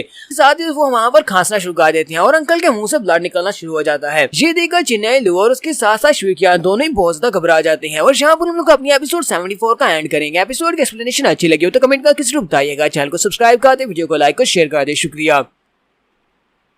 तो गाइस कैसे हैं आप सब लोग, स्वर्ड किंग की एपिसोड 75 के साथ हाजिर हूँ। तो लास्ट एपिसोड के एंड पे हमने देखा था नहीं लू अपने डैड से कहता है डैड हमने उस लड़के को जाने क्यों दिया, हम लोग उस लड़के को अच्छा सबक सिखा सकते थे, उसने हमारा बिजनेस ठप करवा दिया। तो उसके डैड उसे कहते हैं लड़के क्या तुम्हें अभी तक इस बात की समझ नहीं आ रही, तुमने यहाँ पर जो मुश्किल काज कर दी है। साथ ही वो खांसना शुरू कर देता है, उनके मुंह से ब्लड निकलता है। मिस्टर लू कहते हैं लगता है कि मेरी पुरानी बीमारी यहाँ पर फिर से अरूज पर आ चुकी है, अब इसी वजह से मेरे मुंह से फिर से ब्लड निकल रहा है। वो शुइकियान से कहते हैं बेटा शुइकियान जाओ अंदर से जाकर मेरी पिल्स लेकर आओ। शुइकियान उनसे कहती है ठीक है अंकल मैं अभी जाती हूँ, जाकर अपनी पिल्स लेकर आती हूँ। जबकि उसके जाने के बाद अंकल लू शुई कहते हैं मुझे तो इस बारे में जरा भी अंदाजा नहीं था कि उस लड़के की कल्टीवेशन लो होने के बाद भी उसकी तलवारबाजी इतनी ज्यादा पावरफुल हो सकती है कि तलवारों को वहाँ पर ब्लॉक करने के चक्कर में देखो मेरी क्या हालत हो गई है। शुइकियान उनके लिए पिल्स वाली बॉटल लेकर आती है तो वो उसमें से एक पिल को निकालते हैं और इस पिल को खा जाते हैं और कहते हैं इस पिल को यूज करने से पिल्स वाकई में बहुत ज्यादा अच्छी है, इन पिल्स को खाने से हमारी इम्प्रूवमेंट काफी ज्यादा अच्छे से हो रही है। साथ ही वो उसे कहते हैं बेटा मुझे यहाँ पर ब्लेम मत करना, मुझे यहाँ पर ये सब कुछ करना पड़ा क्योंकि सिचुएशन ही ऐसी थी, मुझे पता है कि मैंने तुम्हारे पास कुछ ज्यादा ही गुस्सा किया है। क्योंकि जहाँ तक मुझे पता है मेरी इन्फॉर्मेशन के मुताबिक यही लड़का क्लाउड चू यानी युनजी ये किन फैमिली के बिजनेस में घुस गया था, ये उनके मेंशन में गया और उसके वहाँ पर जाने के बाद मास्टर किन की मौत होगी। मास्टर किन की मौत होने के बाद उसकी बेटी इसके साथ है और उसके बाद से किन फैमिली की जितनी भी शॉप्स हैं उन सभी के पास जितने भी लोग थे वो सभी लोग मारे जा रहे हैं। चाहता कि यहाँ पर तुम भी इस लड़के के हाथों से मारे जाओ। लू शुई अपने बेटे से कहते हैं मुझे उस टियान फेंग किन के बारे में ज्यादा कुछ तो नहीं पता, लेकिन मुझे ऐसा लगता है कि हमारे युनजी को इस बारे में कुछ पता चल चुका है। चिन्नाई लू अपने अपने डैड से कहता है, डैड तो इस बात का मतलब ये तो नहीं है कि उसे हीन के बारे में पता चल गया है। तो उसके डैड से कहते हैं, यहाँ पर आराम से बात करो, यहाँ पर दीवारों के भी कान होती हैं, अगर किसी ने सुन लिया तो फिर हमारे लिए बहुत ज्यादा मुश्किल हो जाएगी। हमें इस लड़के की बैकग्राउंड के बारे में कुछ भी नहीं पता, उसके पास जो स्ट्रेंथ है वो वाकई में बहुत ज्यादा है और फ्यूचर में ये बहुत ज्यादा स्ट्रॉन्ग बन सकता है। अगर हमने इस लड़के से जल्दी नहीं निपटा, इस लड़के को जल्दी नहीं मारा तो हमारे लिए बहुत ज्यादा मुश्किल हो जाएगा। नहीं लू अपने डैड से कहता है, तो डैड फिर बताएं कि हमें आगे क्या करना चाहिए। डैड से कहते हैं, मैं चाहता हूँ कि अपने कुछ लोगों को भेजो, तो फैमिली और जाओ फैमिली के लड़कों को यहाँ पर बुला कर लाओ, हमें उनके साथ बात करनी होगी, हमें उनके साथ मीटिंग करना होगी। साथ ही अपने मास्टर जिनसंग गो को भी बुलाना, उन सभी लोगों को एक ही जगह के ऊपर बुलाओ और वहाँ पर बैठकर सभी लोगों से इस बारे में बात करते हैं। मैं चाहता हूँ कि इस ऑक्शन के बाद शुनजी बहुत ही बुरी मौत मरे, इस वजह से हम लोगों को यहाँ पर एक प्लान बनाना होगा। तो शुई क्यान भी वहाँ पर दीवार के पीछे खड़ी है, सारी बातें सुन रही होती है। एक सीन हमें ऑक्शन हॉल का दिखाया जाता है। ऑक्शन हॉल के अंदर रिसेप्शन के ऊपर एक लड़की होती है और साथ में एक रिसेप्शन वाला बंदा होता है जो कि चीजों को ऑक्शन कर रहा होता है। वो उन सभी लोगों से कहता है, तुम लोगों ने यहाँ पर इस ब्लैक विद स्पीयर को देखा है, हम लोग इसे 6500 स्पिरिट स्टोन में बेचने वाले हैं। इसे मास्टर काइजर स्नो ने बनाया है और ये एक बहुत ही परफेक्ट वेपन है। तो यहाँ पर कौन इसके लिए बिडिंग करेगा। यहीं पर ऊपर वाले हाल का सीन भी दिखाते हैं जहाँ पर हुडी जाओ बैठा होता है। एक बंदा उसके पास उसका लॉलीपॉप बनाकर लाता है और उसे कहता है, सर आपका लॉलीपॉप बिल्कुल रेडी है। तो अपने लॉलीपॉप को पकड़ता है और कहता है, हमारा बहुत बहुत शुक्रिया। साथ ही वो ऑक्शन को भी देख रहा था और कहता है, जरा उस बंदे की तरफ देखो तो सही जिसने उस ब्लैक विद स्पीयर को खरीदा है। उसे लगता है कि ये एक बहुत ही परफेक्ट वेपन है, बेचारा उसने तो यहाँ पर एक वेपन को खरीद कर खुश हो रहा है। जबकि उसके साथ सू फैमिली का यंग मास्टर भी होता है। तो यंग मास्टर से कहता है, बस भी करो, तुम वहाँ पर ब्लैक विद स्पीयर के बारे में ये वाली बातें कह रहे हो, जबकि तुम्हारे पास जो ड्रम्स है वो तो बहुत ज्यादा बेकार है। होली साहब गुस्से के हिसाब से कहता है, तुम्हें कोई प्रॉब्लम है, मेरे पास जो ड्रम्स है वो किंग वेपन है। सू फैमिली का यंग मास्टर से कहता है, बकवास बंद करो, किंग वेपन्स बहुत ज्यादा पावरफुल और स्पेशल वेपन्स होते हैं। हमारी पूरे के पूरी क्लाउड डायनेस्टी में सिर्फ और सिर्फ 2 ही किंग वेपन्स हैं। इस वक्त वो दोनों स्पेशल वेपन्स जो हैं उनमें से एक ड्रीम फैमिली वालों के पास है जबकि दूसरा कैम्सिस फैमिली वालों के पास है।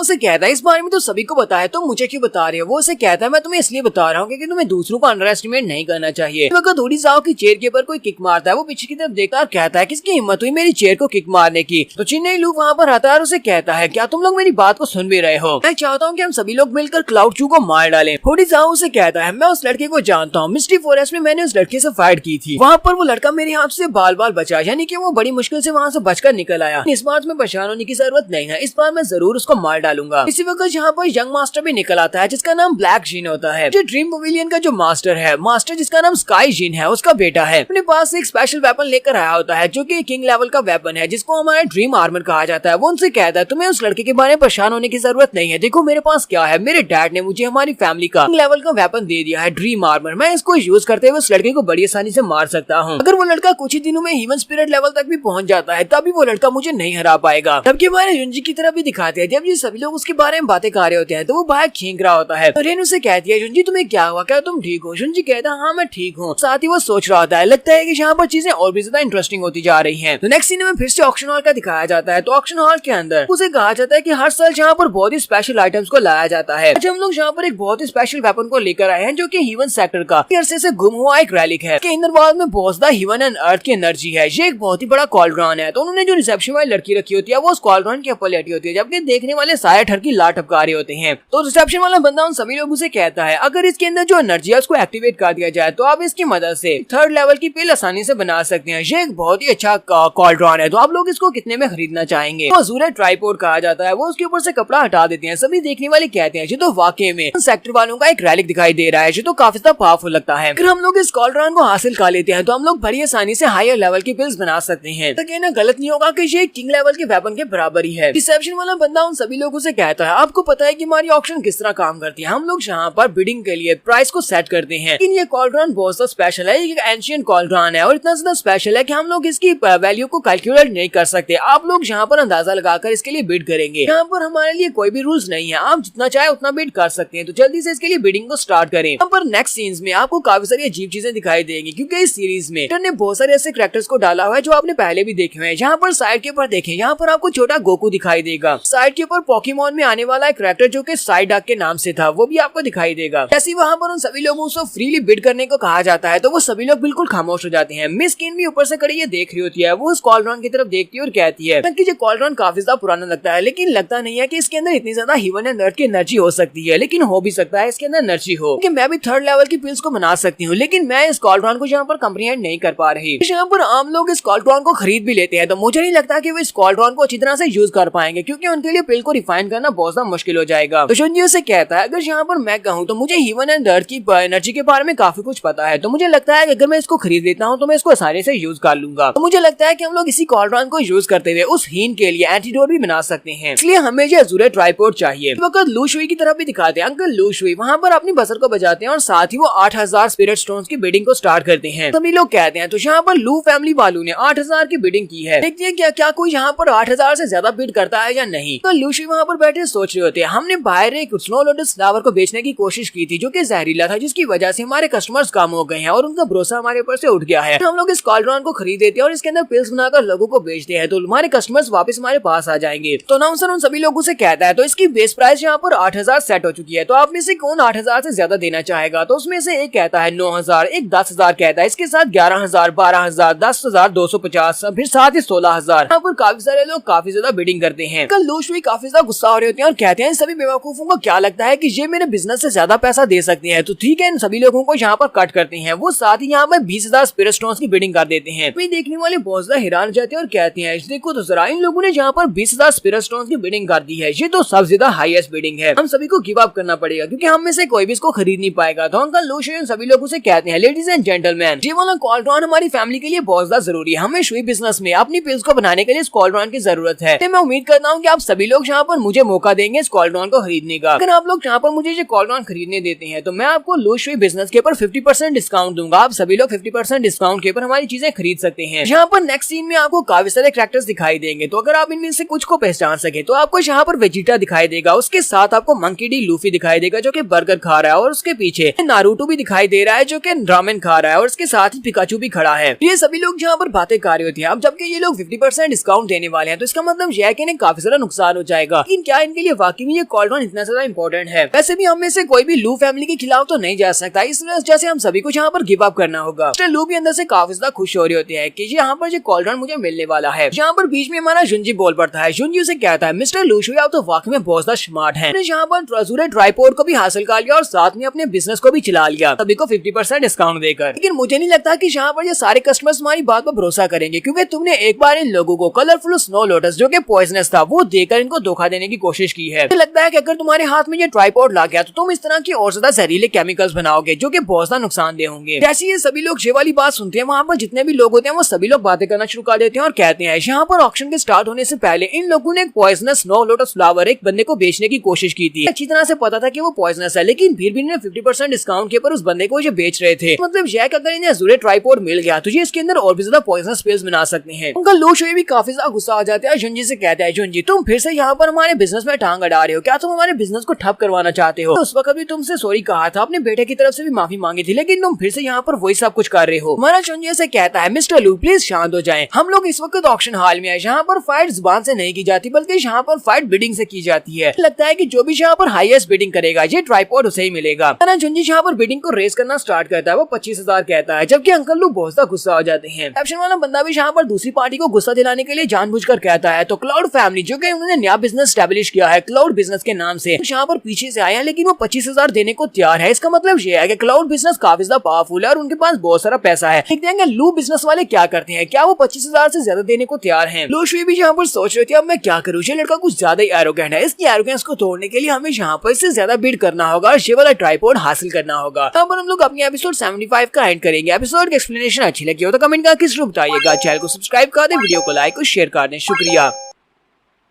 तो गाइस कैसे हैं आप सब लोग? स्वर्ड किंग की एपिसोड 76 के साथ हाजिर हो। तो लास्ट एपिसोड के एंड पे हमने देखा था ऑक्शन हॉल में ऑक्शन जारी होती है। रिसेप्शन वाला बंदा कहता है तो यहाँ पर क्लाउड बिजनेस वालों ने ट्राइपॉड के लिए 25000 की कीमत को सेट किया है। तो देखते हैं कि लू फैमिली वाले क्या करते हैं, क्या वो इससे ज्यादा कीमत देने को तैयार हैं? मिस्टर लू वहाँ पर सोच रहे होते हैं मुझे यहाँ पर इस कॉल्ट्रॉन को खरीदना पड़ेगा, इसे हराना पड़ेगा, लेकिन मेरे पास इतने पैसे भी नहीं है। तो इसी वक्त उनका बेटा चिन्नाई लू उनके पास आता और कहता है डैड आपको परेशान होने की जरूरत नहीं है, मेरे पास हेल्प है, मैं अपने दोस्तों को लेकर आया हूँ। ड्रीम फैमिली का यंग मास्टर से कहता है मिस्टर लू आपको बिल्कुल परेशान होने की जरूरत नहीं है, मेरे फादर को आपकी सारी सिचुएशन के बारे में अच्छी तरह से पता है और आपको पता है कि मेरे फादर क्या है, ड्रीम फैमिली के मास्टर हैं। आपने हमारी ड्रीम फैमिली के लिए जो कुछ भी किया है उसकी वजह से मेरे फादर यहाँ पर आपको बहुत ही कम रेट के ऊपर, बहुत ही कम इंटरेस्ट रेट के ऊपर कर्जा देने को तैयार है। आप लोग इस ट्राइपॉड के लिए यहाँ पर बिड कर सकती हैं। तो चिन्नई लू अपने डैड से कहता है, डैड अब आपको यहाँ पर हेजिटेट करने की जरूरत नहीं है, चलो जल्दी से यहाँ पर बिडिंग स्टार्ट करो। अंकल लू भी बहुत ज्यादा खुश हो जाते हैं और कहते हैं, यंग मास्टर आपका बहुत बहुत शुक्रिया, आप देखो कैसे मैं यहाँ पर इस वाले ट्राइपॉड को हासिल करता हूँ। और साथ ही वो अंदर से सोच रहे होते हैं, तो क्लाउड चू अब देखो मैं तुम्हारा क्या करता हूँ, अब जबकि तुम यहाँ पर मेरे साथ बिडिंग को रेस करना चाहते हो तो देखते हैं कि तुम कहाँ तक बिडिंग को रेस कर पाते हो। अंकल लू वहाँ पर बिडिंग को बढ़ाते हैं, वो 30,000 का रेट लगा देते हैं। तो सभी लोग कहते हैं तो यहाँ पर 30,000 का रेट हो चुका है। जुंजी आगे से 35,000 कहता है, उसके साथ ही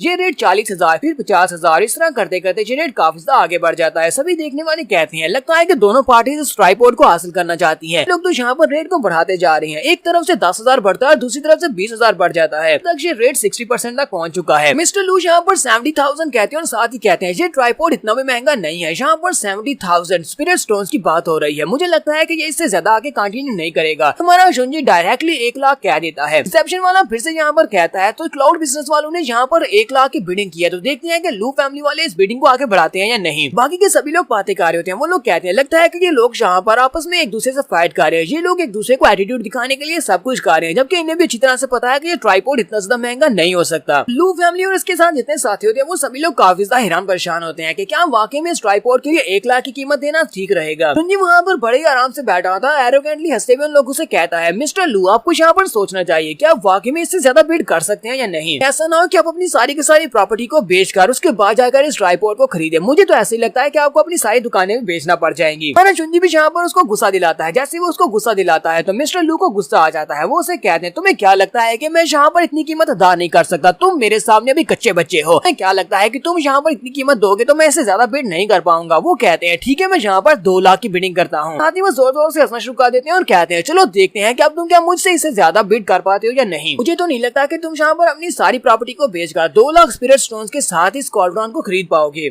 शुंजी उसकी बात सुनने की बाद कहता है, मिस्टर लू आप तो बहुत ज्यादा अमीर हैं, मेरे पास इतने पैसे नहीं है, इसलिए मैं यहाँ पर अपनी हार मानता हूँ। आप 2 लाख में इसको खरीद सकते हैं। छोटा सा कॉर्ड्रॉन जो कि इतना भी ज्यादा कीमती नहीं है, आप इसे 2 लाख स्पिरिट स्टोन्स में खरीद ले, ये आपका हुआ। ऐसी महाराज शुंजी उसे ये वाली बात करता है। मिस्टर लू को एक बहुत बड़ा झटका लगता है। वो कहते हैं, यहाँ पर मैंने क्या कर दिया? मैंने यहाँ पर इस छोटे से कॉर्ड्रॉन की कीमत 2 लाख लगा दी। इसके बाद इसने बिडिंग को खत्म कर दिया। इसका मतलब यह है कि मुझे ये 2 लाख में खरीदना पड़ेगा। सभी देखने वाले भी बहुत ज्यादा हंस रहे होते हैं और कहते हैं, लगता है कि ये बेवकूफ पागल हो गया है, इसने यहाँ पर 2 लाख एक ट्राइपॉड के लिए दे दिया है। तो वाकई में ये 2 लाख में इस ट्राइपॉड को खरीदने वाला है, ये तो इसे बहुत ज्यादा महंगा पड़ रहा है। मिस्टर लू को भी एक झटका लगता है। वो वहीं पर नीचे गिर जाते हैं। उसका बेटा उसे कहता है, डैड क्या आप ठीक है? डैड सोच रहे होते हैं, 2 लाख स्पिरिट स्टोन्स में मैं बहुत सारी होली लेवल की स्किल्स को सीख सकता था, बहुत सारी मार्शल आर्ट्स की टेक्निक और बहुत सारे वेपन्स को खरीद सकता था। मैंने 2 लाख में यहाँ पर एक ट्राइपॉड को खरीद लिया। हम लोग इस कॉल्ड्रॉन के अंदर मौजूद हेवन एंड अर्थ की पावर को यूज नहीं कर पाए, तो फिर ये कॉल्ड्रॉन बिल्कुल बेकार है, हमारे 2 लाख स्पिरिट स्टोन्स जाया हो जाएंगे। देखने वाले वहाँ पर जोर जोर से हंस रहे होते हैं और कहते हैं, इस बंदे ने तो यहाँ पर एक बहुत ही बुरी डील की है। तो रिसेप्शन वाला बंदा भी अंदर से बहुत ज्यादा हंस रहा होता है। साथ ही वो कहता है, प्लीज सभी लोग शांत हो जाएं, आप लोग यहाँ पर हंसे नहीं। अगर कोई भी यहाँ पर इस प्राइस को रेस नहीं करने वाला तो इसका मतलब यह है कि मैं यहाँ पर काउंट कर सकता हूँ 2 लाख 1। तो साथ ही वहाँ पर काउंटिंग को स्टार्ट करता है। उसी वक्त एक बंदा बाहर से भागता हुआ आता है और मास्टर लू शुई से कहता है, मास्टर मेरे पास एक बहुत ही बुरी खबर है। आपको पता है ना कि कल क्या हुआ था? कल इस लड़के जुंजी ने हमारे साथ बहुत ही बुरा किया था। मार्केट में इसने हमारी रेपुटेशन को खराब कर दिया, जिसकी वजह से आप अपनी दुकान के ऊपर 100 भी एलिक्सर्स नहीं बेच पाए, 100 पिल्स भी नहीं बिकी। हमारी बाकी की सारी शॉप्स का भी यही हाल है, उन सभी के ऊपर भी हमारी पिल्स नहीं बिक रही। उनका लू शुई से कहते हैं, ये तुम क्या बकवास कर रहे हो? मुझे यहाँ पर साफ साफ बताओ कि क्या कहना चाह रहे हो, हुआ क्या है? हमारा बिजनेस क्यों नहीं चल रहा है? हमारी दुकानें क्यों ठप हो गई? हमारे पास कस्टमर्स क्यों नहीं आ रहे? रिसेप्शन वाला अभी भी वहाँ पर अनाउंस कर रहा था। वो कहता है, मैं यहाँ पर 2 लाख 2 कह रहा हूँ और तीसरी बार कहने पर ये चीज इनकी हो जाएगी। उनसे कहता है, जितनी इन्फॉर्मेशन मेरे पास है, मुझे लगता है कि हमारा बिजनेस इसीलिए ठप हुआ है क्योंकि कल जुंजी ने वहाँ पर सभी लोगों के सामने पोल खोल दी थी कि हम लोग यहाँ पर लो क्वालिटी का मटेरियल बेच रहे हैं और ऊपर से क्लाउड बिजनेस के नाम से एक नया बिजनेस स्टार्ट हुआ है। क्लाउड बिजनेस वाले बहुत ही अच्छी चीजें कम दामों के ऊपर बेच रहे हैं, उनकी एफिशिएंसी बहुत ज्यादा अच्छी है। डिस्काउंट देने की वजह से सभी लोग उनके पास जा रहे हैं और क्लाउड बिजनेस वालों ने आहिस्ता आहिस्ता सभी दुकानों के ऊपर कब्जा कर लिया और वो लोग किन फैमिली के सभी दुकानों में अपना माल बेच रहे हैं। अब हमारे पास इतना ज्यादा पैसा नहीं है कि हम लोग नया माल खरीद सके। चिन्नई लूज की बात सुनने के बाद कहता है, तुम यहाँ पर किस क्लाउड बिजनेस की बात कर रहे हो? कहीं तुम यहाँ पर ये तो नहीं कह रहे कि क्लाउड चूज यानी कि जुंजी का वो बिजनेस है? कल्लू और भी ज्यादा घबरा जाते हैं और कहते हैं, लगता है कि जुंजी ने ये सारे का सारा ट्रैप बिछाया हुआ था, उसने जानबूझकर ये सब कुछ किया है, हमें यहाँ पर फंसा दिया। इसके साथ रिसेप्शन वाला बंदा कहता है, तो हम लोग यहाँ पर तीसरी बार 2 लाख कह रहे हैं, क्या कोई इससे ज्यादा बिडिंग करेगा? अगर नहीं तो फिर ये 2 लाख के ऊपर सेट हुआ, 2 लाख में मिस्टर लू को मिल रहा है। इसी के साथ ही मिस्टर लू को एक झटका लगता है और उसके मुंह से ब्लड निकलना शुरू हो जाता है। उसका बेटा बेचारा काफी ज्यादा घबरा जाता है। तो अंकल थोड़ी देर के लिए वहाँ पर फ्रीज हो जाते हैं। उसके साथ वो जोर जोर से हंसना शुरू कर देते हैं और कहते हैं, 2 लाख या फिर 2.5 लाख मेरे लिए तो कुछ भी नहीं है, मेरे पास बहुत सारा पैसा है। फिर वो वो जोर जोर से हंसते हुए पागलों की तरह हरकतें करना शुरू कर देते हैं और कहते हैं, मेरे पास आओ, मैं तुम सभी लोगों को स्पिरिट स्टोन देता हूँ, मेरे पास बहुत सारे स्पिरिट स्टोन्स हैं। जबकि चिनाइलू अपने डैड को देखकर रोना शुरू कर देता है और कहता है, क्या मेरे डैड तो पागल हो गए हैं, ये किस तरह की हरकतें कर रहे हैं, मैं तो अभी बहुत ज्यादा यंग हूँ, इसका मतलब यह है कि मेरी यंग मास्टर की लाइफ एंड होने वाली है। अपने डैड से कहता है, डैड चलो हम लोग घर चलते हैं। तो रिसेप्शन वाला बंदा भागता हुआ उनके पास आता है और कहता है, यंग मास्टर मुझे ये बताएं कि आप यहाँ पर हमें कब स्पिरिट स्टोन्स देने वाले हैं, हमें अभी स्पिरिट स्टोन्स देंगे या फिर बाद में देंगे, हम लोग कालब्रान को कब आपके पास भिजवा दें। चिनाइलू अपने डैड को पकड़ता है, बड़ी स्पीड से वहाँ से भागना शुरू कर देता है और कहता है, हमें वो तुम्हारा कालब्रान नहीं चाहिए, मेरे डैड को तुम लोगों ने पागल कर दिया है। जबकि रिसेप्शन वाले चिल्लाकर कहता है, तुम लोग ऐसे नहीं जा सकते, तुम लोगों ने इस कालब्रान को 2 लाख में खरीदा है। ये देखने के बाद अपने टाइगर से कहता है, यानी जाहा से कहता है, जाहा तुमने बहुत ही अच्छा काम किया, तुम्हारी स्ट्रेटेजी वाकई में काम कर रही है, सारे बिजनेस ठप हो चुके हैं। वो से कहता है, यंग मास्टर ये तो आपने मुझे बताया था कि हमें ये काम करना है। जुनजी कहता है, तो हम लोग यहाँ पर अच्छे मटेरियल के जो एलिक्सर्स हैं वो लो प्राइस में बेच रहे हैं, लेकिन हम लोग इसे हमेशा के लिए नहीं बेच सकते क्योंकि हमें इससे काफी नुकसान हो रहा है, लेकिन इतना काफी रहेगा 5 बड़ी फैमिलीज के बिजनेस को ठप करने के लिए। टीम फैमिली का यंग मास्टर ऊपर खड़ा ये सब कुछ देख रहा होता है और कहता है, इस लड़के की स्ट्रेटेजी बहुत ज्यादा अच्छी थी, इसने 5 बड़ी फैमिलीज में से लू फैमिली के बिजनेस को यहाँ पर ठप कर दिया, वो भी सिर्फ और सिर्फ एक ब्लफ से।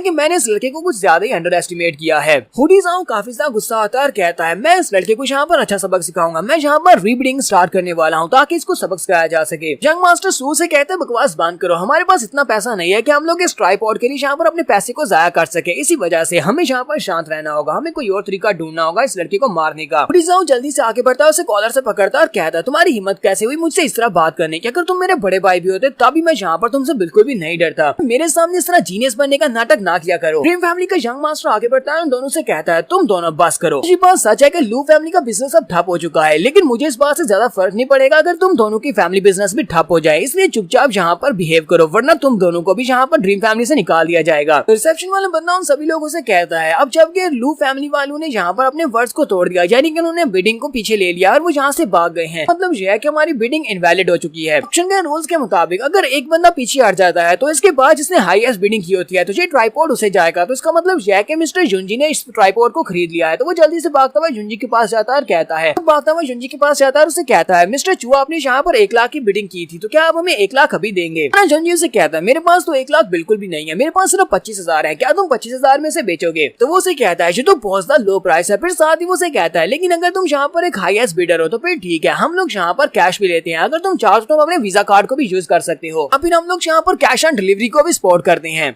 जुंजी इस ट्राइपॉड को खरीद लेता है और उसके बाद नेक्स्ट आइटम को लाया जाता है, तो वो लोग उनसे कहते हैं, तो यहाँ पर डिले के लिए माफी चाहते हैं, तो हमारी अगली आइटम यहाँ पर तुम सभी लोगों के सामने हाजिर है, तो हम लोग एक प्राचना हर्ब कहते हैं। हालांकि ये सिर्फ और सिर्फ एक लेवल 4 की जड़ी बूटी है, लेकिन इसकी वाइटलिटी बहुत ज्यादा प्योर है और इसके इफेक्ट्स बहुत ज्यादा रिमार्केबल है। अगर आपकी बॉडी के अंदर कोई इंटरनल इंजरी है तो आप इसको यूज करेंगे तो आपकी इंटरनल इंजरी बड़ी स्पीड से हील हो जाएगी। हम लोग 1000 स्पिरिट स्टोन्स के साथ इसकी ऑक्शन को यहाँ पर स्टार्ट करने वाले हैं। जुंजी कहता है, तो मेरे यहाँ पर आने का मकसद एक ये वाली जड़ी बूटी भी है, ताकि मुझे ये वाली जड़ी बूटी नहीं चाहिए, लेकिन किसी और को ये वाली जड़ी बूटी चाहिए, वो यहाँ पर जरूर आएगा। इसी ऑक्शन स्टार्ट होती है। हमारा जुंजी 1500 की बिड करता है और उसी वक्त उसे बिड में से 3000 की बिडिंग की आवाज आती है। जुंजी कहता है, मुझे नहीं लगा था कि ये बंदा यहाँ पर आएगा, ये तो वाकई में यहाँ पर जड़ी बूटी को लेने के लिए आ गया है। यहाँ पर सारी भीड़ के अंदर एक बंदा खड़ा होता है जिसने नकाब किया होता है। जुंजी कहता है, ये तो वही है, ये बंदा तो यहाँ पर वाकई में आ गया। तुम्हारा जुंजी जल्दी से उठकर खड़ा हो जाता है और कहता है, तुम सभी लोग यहीं पर रुको, मैं अभी से आता हूँ, तो तुम सभी लोग आना चाहो तो बैक डोर से घर वापस चले जाना, ये अभी बहुत ही जरूरी काम करने के लिए जाना है। और हमारा जुंजी जल्दी से जंप करते हुए वहाँ से बाहर निकल जाता है, जबकि वो बंदा भी हमारा जुंजी को देख लेता है, वो भी जंप करते हुए वहाँ से बाहर निकल जाता है। वो पिछली गली में जाकर लैंडिंग करता है, तुम्हारा जुंजी वहीं पर होता है। जुंजी उसे कहता है, तुम्हारे बारे में बहुत कुछ सुन रखा है, स्काईलिन तो क्लाउड डायनेस्टी के टॉप मास्टर्स में से एक मास्टर हो, मैंने सुना है कि तुमने एक ह्यूमन लेवल का स्किल क्रिएट किया था जिसको 3000 थंडरस्टॉर्म्स कहा जाता है, तुम तो वाकई में अपनी रेपुटेशन के मुताबिक बहुत ज्यादा मिस्टीरियस हो। बंदा उसे कहता है, लगता है कि तुम्हें कोई गलती लगी है, मैं कोई और हूँ, मैं वो नहीं हूँ। जुंजी कहता है, क्या वाकई में? मुझे तो ऐसा बिल्कुल भी नहीं लगता। आइलिन उसे कहता है, मैं तो बस एक बुढ़ा आदमी हूँ जो यहाँ पर इस प्राचना हर्ब को खरीदने के लिए आया था, तुमने कुछ गलत समझ लिया है। जुंजी इसको किस तरह अपना एल्डर बनने के लिए मनाएगा हम लोग नेक्स्ट एपिसोड में देखेंगे। एपिसोड की एक्सप्लेनेशन अच्छी लगी तो कमेंट करके जरूर बताइएगा। चैनल को सब्सक्राइब कर दे, वीडियो को लाइक और शेयर कर दे। शुक्रिया। तो गाइस कैसे हैं आप सब लोग? स्वर्ड किंग के एपिसोड 77 के साथ हाजिर हो। तो लास्ट एपिसोड के एंड पे हमने देखा था कि हमारा जुंजी एक मास्टर के पीछे जाता है, जिससे उसे लगता है कि वो मास्टर है, यानी कि वो क्लाउड्स डायनेस्टी का सबसे पावरफुल मास्टर होता है। वो उसके पीछे जाता है और जाकर उससे बात कर रहा होता है, जबकि वो मास्टर इस बात को डिनाई कर देता है कि वो वही पावरफुल मास्टर है जिसके बारे में वो बात कर रहा है। जुंजी से सारी डिटेल बताता है। वो उसे कहता है कि मुझे पता है तुम्हारा नाम क्या है। वो उसे कहता है, तुम्हारा नाम स्काई जीन है, तुम एक बहुत ही पावरफुल मास्टर हो जिसके पास लेवल 7 की मास्टर स्पिरिट है। इसका मतलब ये है कि तुम क्लाउड डायनेस्टी के एक बहुत ही लेजेंडरी लेजेंडरी फिगर हो। जब से तुमने कल्टीवेट करना स्टार्ट किया है तब से तुमने किसी भी सेक्टर को ज्वाइन नहीं किया, तुम हमेशा से अकेले ही कल्टीवेट करते आ रहे हो, इसी वजह से तुम अकेले ही रहे हो। 30 साल पहले स्काई जिन अचानक से गायब हो गया था और सभी को ऐसा लगता है कि वो गायब हो गया, सभी को ऐसा लगता है कि वो मर गया है, इसी वजह से वो गायब हुआ है, जबकि उन सभी को इस बारे में बिल्कुल भी नहीं पता। मास्टर स्काई जिन ने ह्यूमन स्पिरिट राम के बाद जिन और यांग स्पिरिट राम को भी पार किया और उसके बाद अब वो निर्वाणा स्टेज में पहुंच चुका है। राम ऑफ निर्वाणा को थंडर ब्रेक निर्वाणा भी कहा जाता है, क्योंकि उसमें हम लोग जहाँ पर ब्रेक थ्रू करने की कोशिश कर रहे हैं तो हर बार हीवन की तरफ से आपके ऊपर थंडर स्टॉर्म गिरता है और उस थंडर स्टॉर्म को फेस करने के बाद आप ब्रेक थ्रू को कंप्लीट कर सकते हैं।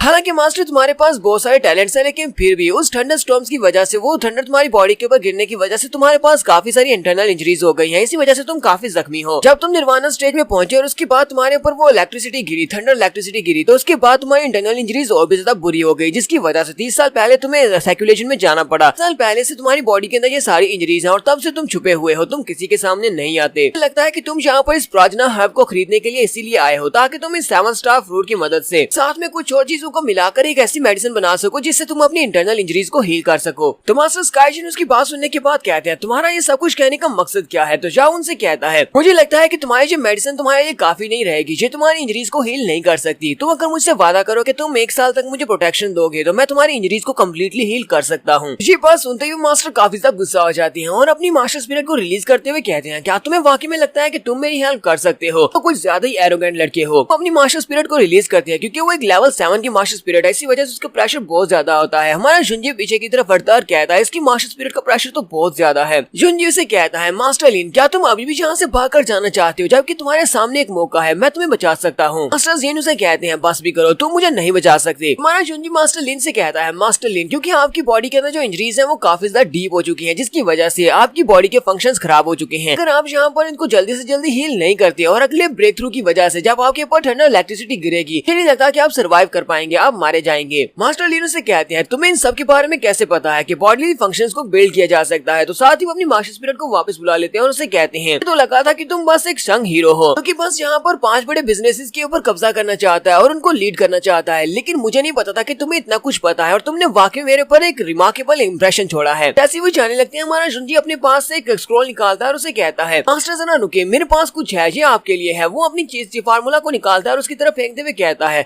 तो इसके अंदर कुछ जड़ी बूटियां और उसके साथ एक फार्मूला लिखा हुआ है जिसके साथ आप अपने बॉडीली फंक्शंस को दोबारा से रिएक्टिवेट कर सकते हैं। साथ में मैं आपको एक 9 ऑरिफिस अजूरे रूट दे रहा हूँ। मुझे लगता है कि आपके अपने स्पिरिट मटेरियल्स के साथ ये वाली रूट काफी ज्यादा अच्छे से ब्लेंड हो जाएगी और आपके बॉडीली फंक्शंस को रिकवर करने में काफी ज्यादा मदद करेगी। जुंजी उसे कहता है चलो ठीक है, आप इसको अपने पास रखें, इसको प्रैक्टिस करें, अगर आपको लगे कि ये काम कर रही है तो आप मेरे पास आ जाना। 3 दिन के बाद आपको मेरे क्लाउड होम में आना होगा। तो मास्टर स्काई जिन उसे कहते हैं तो मैं यहाँ पर तुम्हारे लिए इस बात को यकीन कर लेता हूँ क्योंकि तुमने मुझे यहाँ पर एक 6 लेवल की जड़ी बूटी दी है। मैं यहाँ पर तुम्हें एक और बात बता देता हूँ, अगर मुझे पता चला कि तुमने यहाँ पर मुझे बेवकूफ बनाया है और ये मेरे किसी भी काम की नहीं है, तुम्हारे कुछ और प्लान है, तो मैं तुम्हें यकीन दिलाता हूँ कि मैं तुम्हारे साथ साथ तुम्हारी पूरी की पूरी फैमिली को बर्बाद कर दूंगा, फिर चाहे कैम्सिस फैमिली के तुम कोल्ड साइपल क्यों ना हो, मैं कैम्सिस फैमिली को भी नहीं छोड़ूंगा। साथ ही वो मास्टर बड़ी स्पीड से वहाँ से उड़ जाते हैं और गायब हो जाते हैं। तुम्हारा जुंजी सोच रहा होता है हालांकि मास्टर कुछ ज्यादा ही एरोगेंट है, लेकिन अगर इसने यहाँ पर देख लिया कि मैं इसके काम का हूँ तो ये मेरा साथ देगा और अगर 1 साल के लिए मुझे इसकी प्रोटेक्शन मिल जाती है मुझे किसी बात के लिए परेशान होने की जरूरत बिल्कुल भी नहीं है।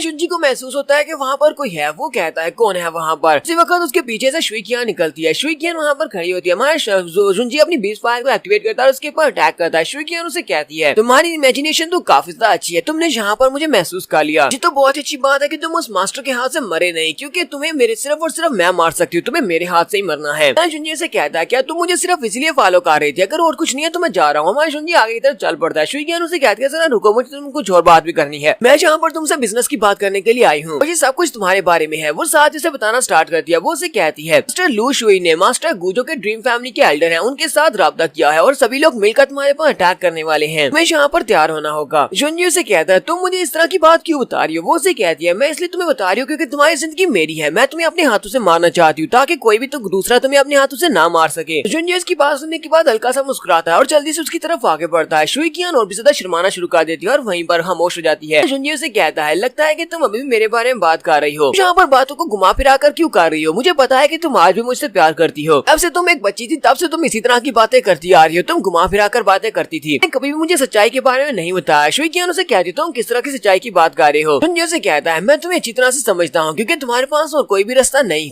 कुछ बार ऐसा होता है कि तुम्हारे पास और कोई रास्ता नहीं होता, इसी वजह से मैं तुम्हारे पर तो सारा इल्जाम बिल्कुल भी नहीं डाल सकता। क्योंकि शुई यहाँ सोच रही होती है क्या यहाँ पर ये मुझे दोबारा से किस करने वाला है, और वो अपनी आंखें बंद कर लेती है और बिल्कुल रेडी होती है। जबकि हमारा जुंजी उसे कहता है मुझे एक बात बताओ, कहीं तुम्हारे मुंह के अंदर दोबारा से वो स्पिरिट ईटिंग वर्म तो नहीं है। शुई ये बात सुनने के बाद गुस्सा आ जाती है और कहती है अपनी बकवास बंद करो, तुम किस तरह की बात कर रहे हो। हमारा जुंजी वहाँ से भागना शुरू कर देता है और वो भी उसके पीछे लग जाती है। दोनों भागते हुए काफी दूर निकल जाते हैं और जाकर एक रिवर के पास खड़े हो जाते हैं। शुई उसे कहती है तुम बस देखते जाओ, एक ना एक दिन ऐसा जरूर आएगा जब मैं तुम्हें हरा दूंगी। जुंजी कहता हाँ क्यों नहीं, मैं उस दिन का इंतजार करूंगी। साथ ही शुई उसे कहती है क्या तुम्हें अपने बचपन की याद है, हम तीनों बच्चे हुआ करते थे, हम दोनों की स्पीड काफी ज्यादा अच्छी थी और हम तीनों भागकर आगे चले जाते थे, जबकि यूजियांग पीछे ही रह जाती थी। वो हमारे तक नहीं पहुंच पाती थी और बेचारी बहुत ज्यादा थक जाती थी और कहती थी कि मेरे लिए रुको मैं भी आ रही हूँ। मैं आगे जाकर उसके लिए इंतजार करना पड़ता था। उसे कहता हाँ मुझे आज भी अच्छी तरह से याद है, और यहीं पर वो बचपन का सीन भी दिखाते हैं। इसी के साथ ही हमारा जुंजी फिर से उदास हो जाता है और अपनी वाइफ को याद करते हुए सोच रहा होता है। उसे कहा था कि मैं तुम्हारा इंतजार करूंगी, तुम मुझे बचाने के लिए जरूर आओगे। विज्ञान में इसे देखकर काफी हैरान हो जाती है कि जब भी यहाँ पर एबी की बात की जाती है ये इतना उदास क्यों हो जाता है। जुंजी उसे कहता है मैं यहाँ पर तुमसे मदद चाहता हूँ, मुझे लू फैमिली और जिनसेंग गू इन दोनों के बारे में मदद की जरूरत है, क्या तुम मेरी मदद करोगी। नेक्स्ट सीन में क्लाउड हाउस का दिखाया जाता है। हमारा जुंजी वापस आता है और उनसे कहता है मैं वापस आ गया हूँ। वक्त मिस किन भागती हुई उसके पास आती है और कहती है क्लाउड जल्दी से मेरे साथ आओ, लॉरेन के साथ कुछ बुरा हुआ है। जुंजी कहता है उसके साथ क्या हुआ, चलो आओ। वो दोनों भागते हुए वहाँ पर चले जाते हैं। स्किन उसे कहती है तुमने बाजार से जो 9 कलर लोटस फ्लावर लिया था वो इसने खा लिया है, वो खाने के बाद से इसका टेम्परेचर बढ़ता जा रहा है, लगता है कि इसे बुखार हो गया है। मैंने इसके टेम्परेचर को कम करने की कोशिश की लेकिन कोई भी असर नहीं हो पाया। जुंजी भी भागता हुआ अंदर आ जाता है, लोरेन को देखता है तो लोरेन की बॉडी वहाँ पर काफी ज्यादा गर्म होती है। जुंजी से कहती है जुंजी प्लीज मुझे बचा लो, मुझे ऐसा लगता है कि जैसे मेरी बॉडी अंदर से फटने वाली है, इतनी ज्यादा गर्म हो चुकी है। जुंजी उसे कहता है तुम्हें ज्यादा हरकत करने की जरूरत नहीं है, मैं तुम्हें अभी ट्रीट करता हूँ, मैं देखता हूँ तुम्हें क्या है। जुंजी सोच रहा होता है इस लड़की ने जो 9 कलर वाला स्नो लोटस फ्लावर खाया है वो इसकी मार्शल स्पिरिट के साथ कंपैटिबल होना चाहिए, क्योंकि इसके पास एक वाटर लिली है। तो लगा था कि दोनों एक दूसरे के साथ अच्छे से कंपैटिबल होंगे और इससे इसकी एनर्जी बढ़ेगी। फिर हमारा जुंजी उसको वहीं पर बिठा देता है और अपनी स्पिरिचुअल एनर्जी को उसकी बॉडी के अंदर एंटर करता है ताकि वो उसको वहाँ पर थोड़ा सा रिलीफ दे सके। तब हमारा जुंजी उसकी बॉडी के अंदर एनर्जी को एंटर कर रहा होता है तो जुंजी को पता चलता है कि इसकी मेरिडियंस ब्लॉक हो चुकी है। वो कहता है ऐसा कैसे हो सकता है, लगता है कि अभी तक इसकी मेरिडियंस बिल्कुल ब्लॉक थी, इसी वजह से ये आगे डेवलप नहीं कर पा रही थी, अपनी कल्टिवेशन को बढ़ा नहीं पा रही थी। जिसे सब कुछ पहले क्यों नहीं पता चला। तो हमारा जुंजी वहाँ पर फोर्सफुली उसकी मेरिडियंस को ओपन कर देता है। जब उसकी मेरिडियंस को ओपन करता है तो वहीं पर वो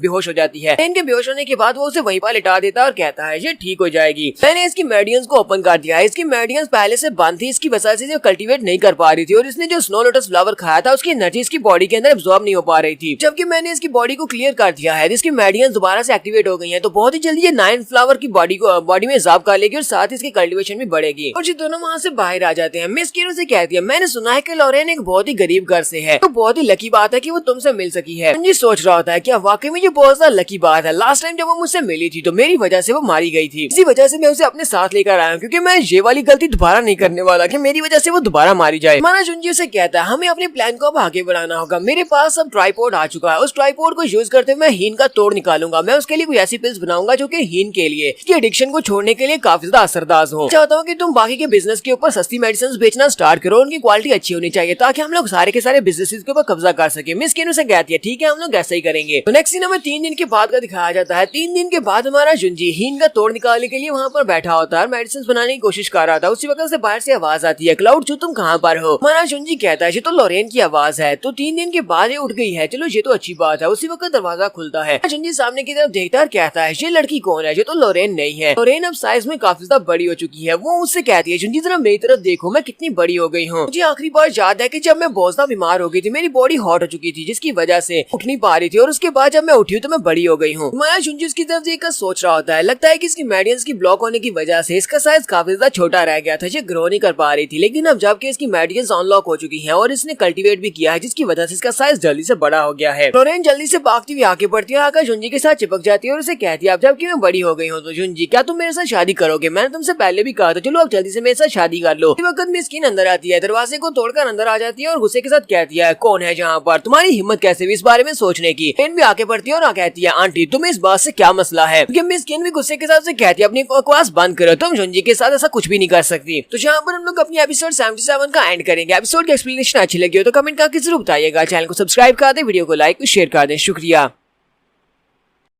तो गाइस कैसे हैं आप सब लोग। स्वर्ड किंग के एपिसोड 78 के साथ हाजिर हो। तो एपिसोड की शुरुआत में जिनसोंग मैंशन का सीन दिखाया जाता है। मास्टर जिनसोंग गू ने बाकी के सभी फैमिली मेंबर्स को वहाँ पर बुलाया होता है। सभी लोग वहाँ पर इकट्ठे जमा होते हैं, क्योंकि उसी वक्त ब्लैंक जीन मास्टर गू के कान में आकर कुछ बात कहता है। शुई ज्ञान भी वहाँ पर खड़ी है, सब कुछ देख रही होती है। शुई ज्ञान कहती है जुनजी ने जैसा कहा था ये बिल्कुल वैसा ही हो रहा है, लेकिन मुझे यहाँ पर इस बात की समझ नहीं आ रही कि ड्रीम फैमिली का इस बारे में क्या मकसद है। वो लोग यहाँ पर इन सारी फैमिली मेंबर्स को यहाँ पर इकट्ठा क्यों कर रहे हैं, आखिर वो इन सभी से क्या करवाना चाहते हैं। तो सू फैमिली के मास्टरों से कहते हैं मुझे इस बारे में बिल्कुल भी नहीं पता था। लू फैमिली के पैट्रियार्च यहाँ पर एक छोटे से लड़के की वजह से पागल हो जाएंगे। उनको पागलपन का दौरा पड़ा है, जिसकी वजह से रातों रात उसकी हालत बहुत ज्यादा खराब हो चुकी है। और अपने डैड के पागल होने के बाद उसका बेटा चिन्नई लू अपने डैड की जगह पर अब नया मास्टर बन चुका है। वो लोग उसे कहते हैं अब यहाँ पर एक छोटा सा चूजा भी अपने डैड की जगह पर पैट्रियार्च बनकर हमारे सामने बैठा हुआ है इस मीटिंग में। चिन्नई लू से कहता है मास्टर सू आपको ज्यादा घबराने की जरूरत नहीं है, मैं एक न एक दिन उस लड़के को जरूर मार डालूंगा और अपने फादर का बदला जरूर लूंगा। जाओ फैमिली के जो एल्डर होते हैं वो उनसे कहते हैं मास्टर सू मुझे नहीं लगता कि तुम्हें यहाँ पर आगे बढ़कर इस लड़के से निमटना चाहिए जैसे कि किन फैमिली के एल्डर ने उसे निपटा है। फिर साथ ही वो किन फैमिली के टियानफेंग किन से कहती है टियानफेंग किन तुम हमारी ऑक्शन में क्यों नहीं आए थे, क्योंकि ये उस वक्त ऑक्शन में इसलिए नहीं आया था कि उस वक्त से बंदी बनाकर रखा गया था और इस वक्त भी ये फेक है। तो मास्टर सू से कहते हैं तुमने अपने भाई को तो मार डाला है, तुम्हारे भाई के मरने के बाद क्या तुम इस बात से तो नहीं डर रहे कि तुम्हारी भतीजी रेन मिस्ट किन वो तुम्हारी जगह के ऊपर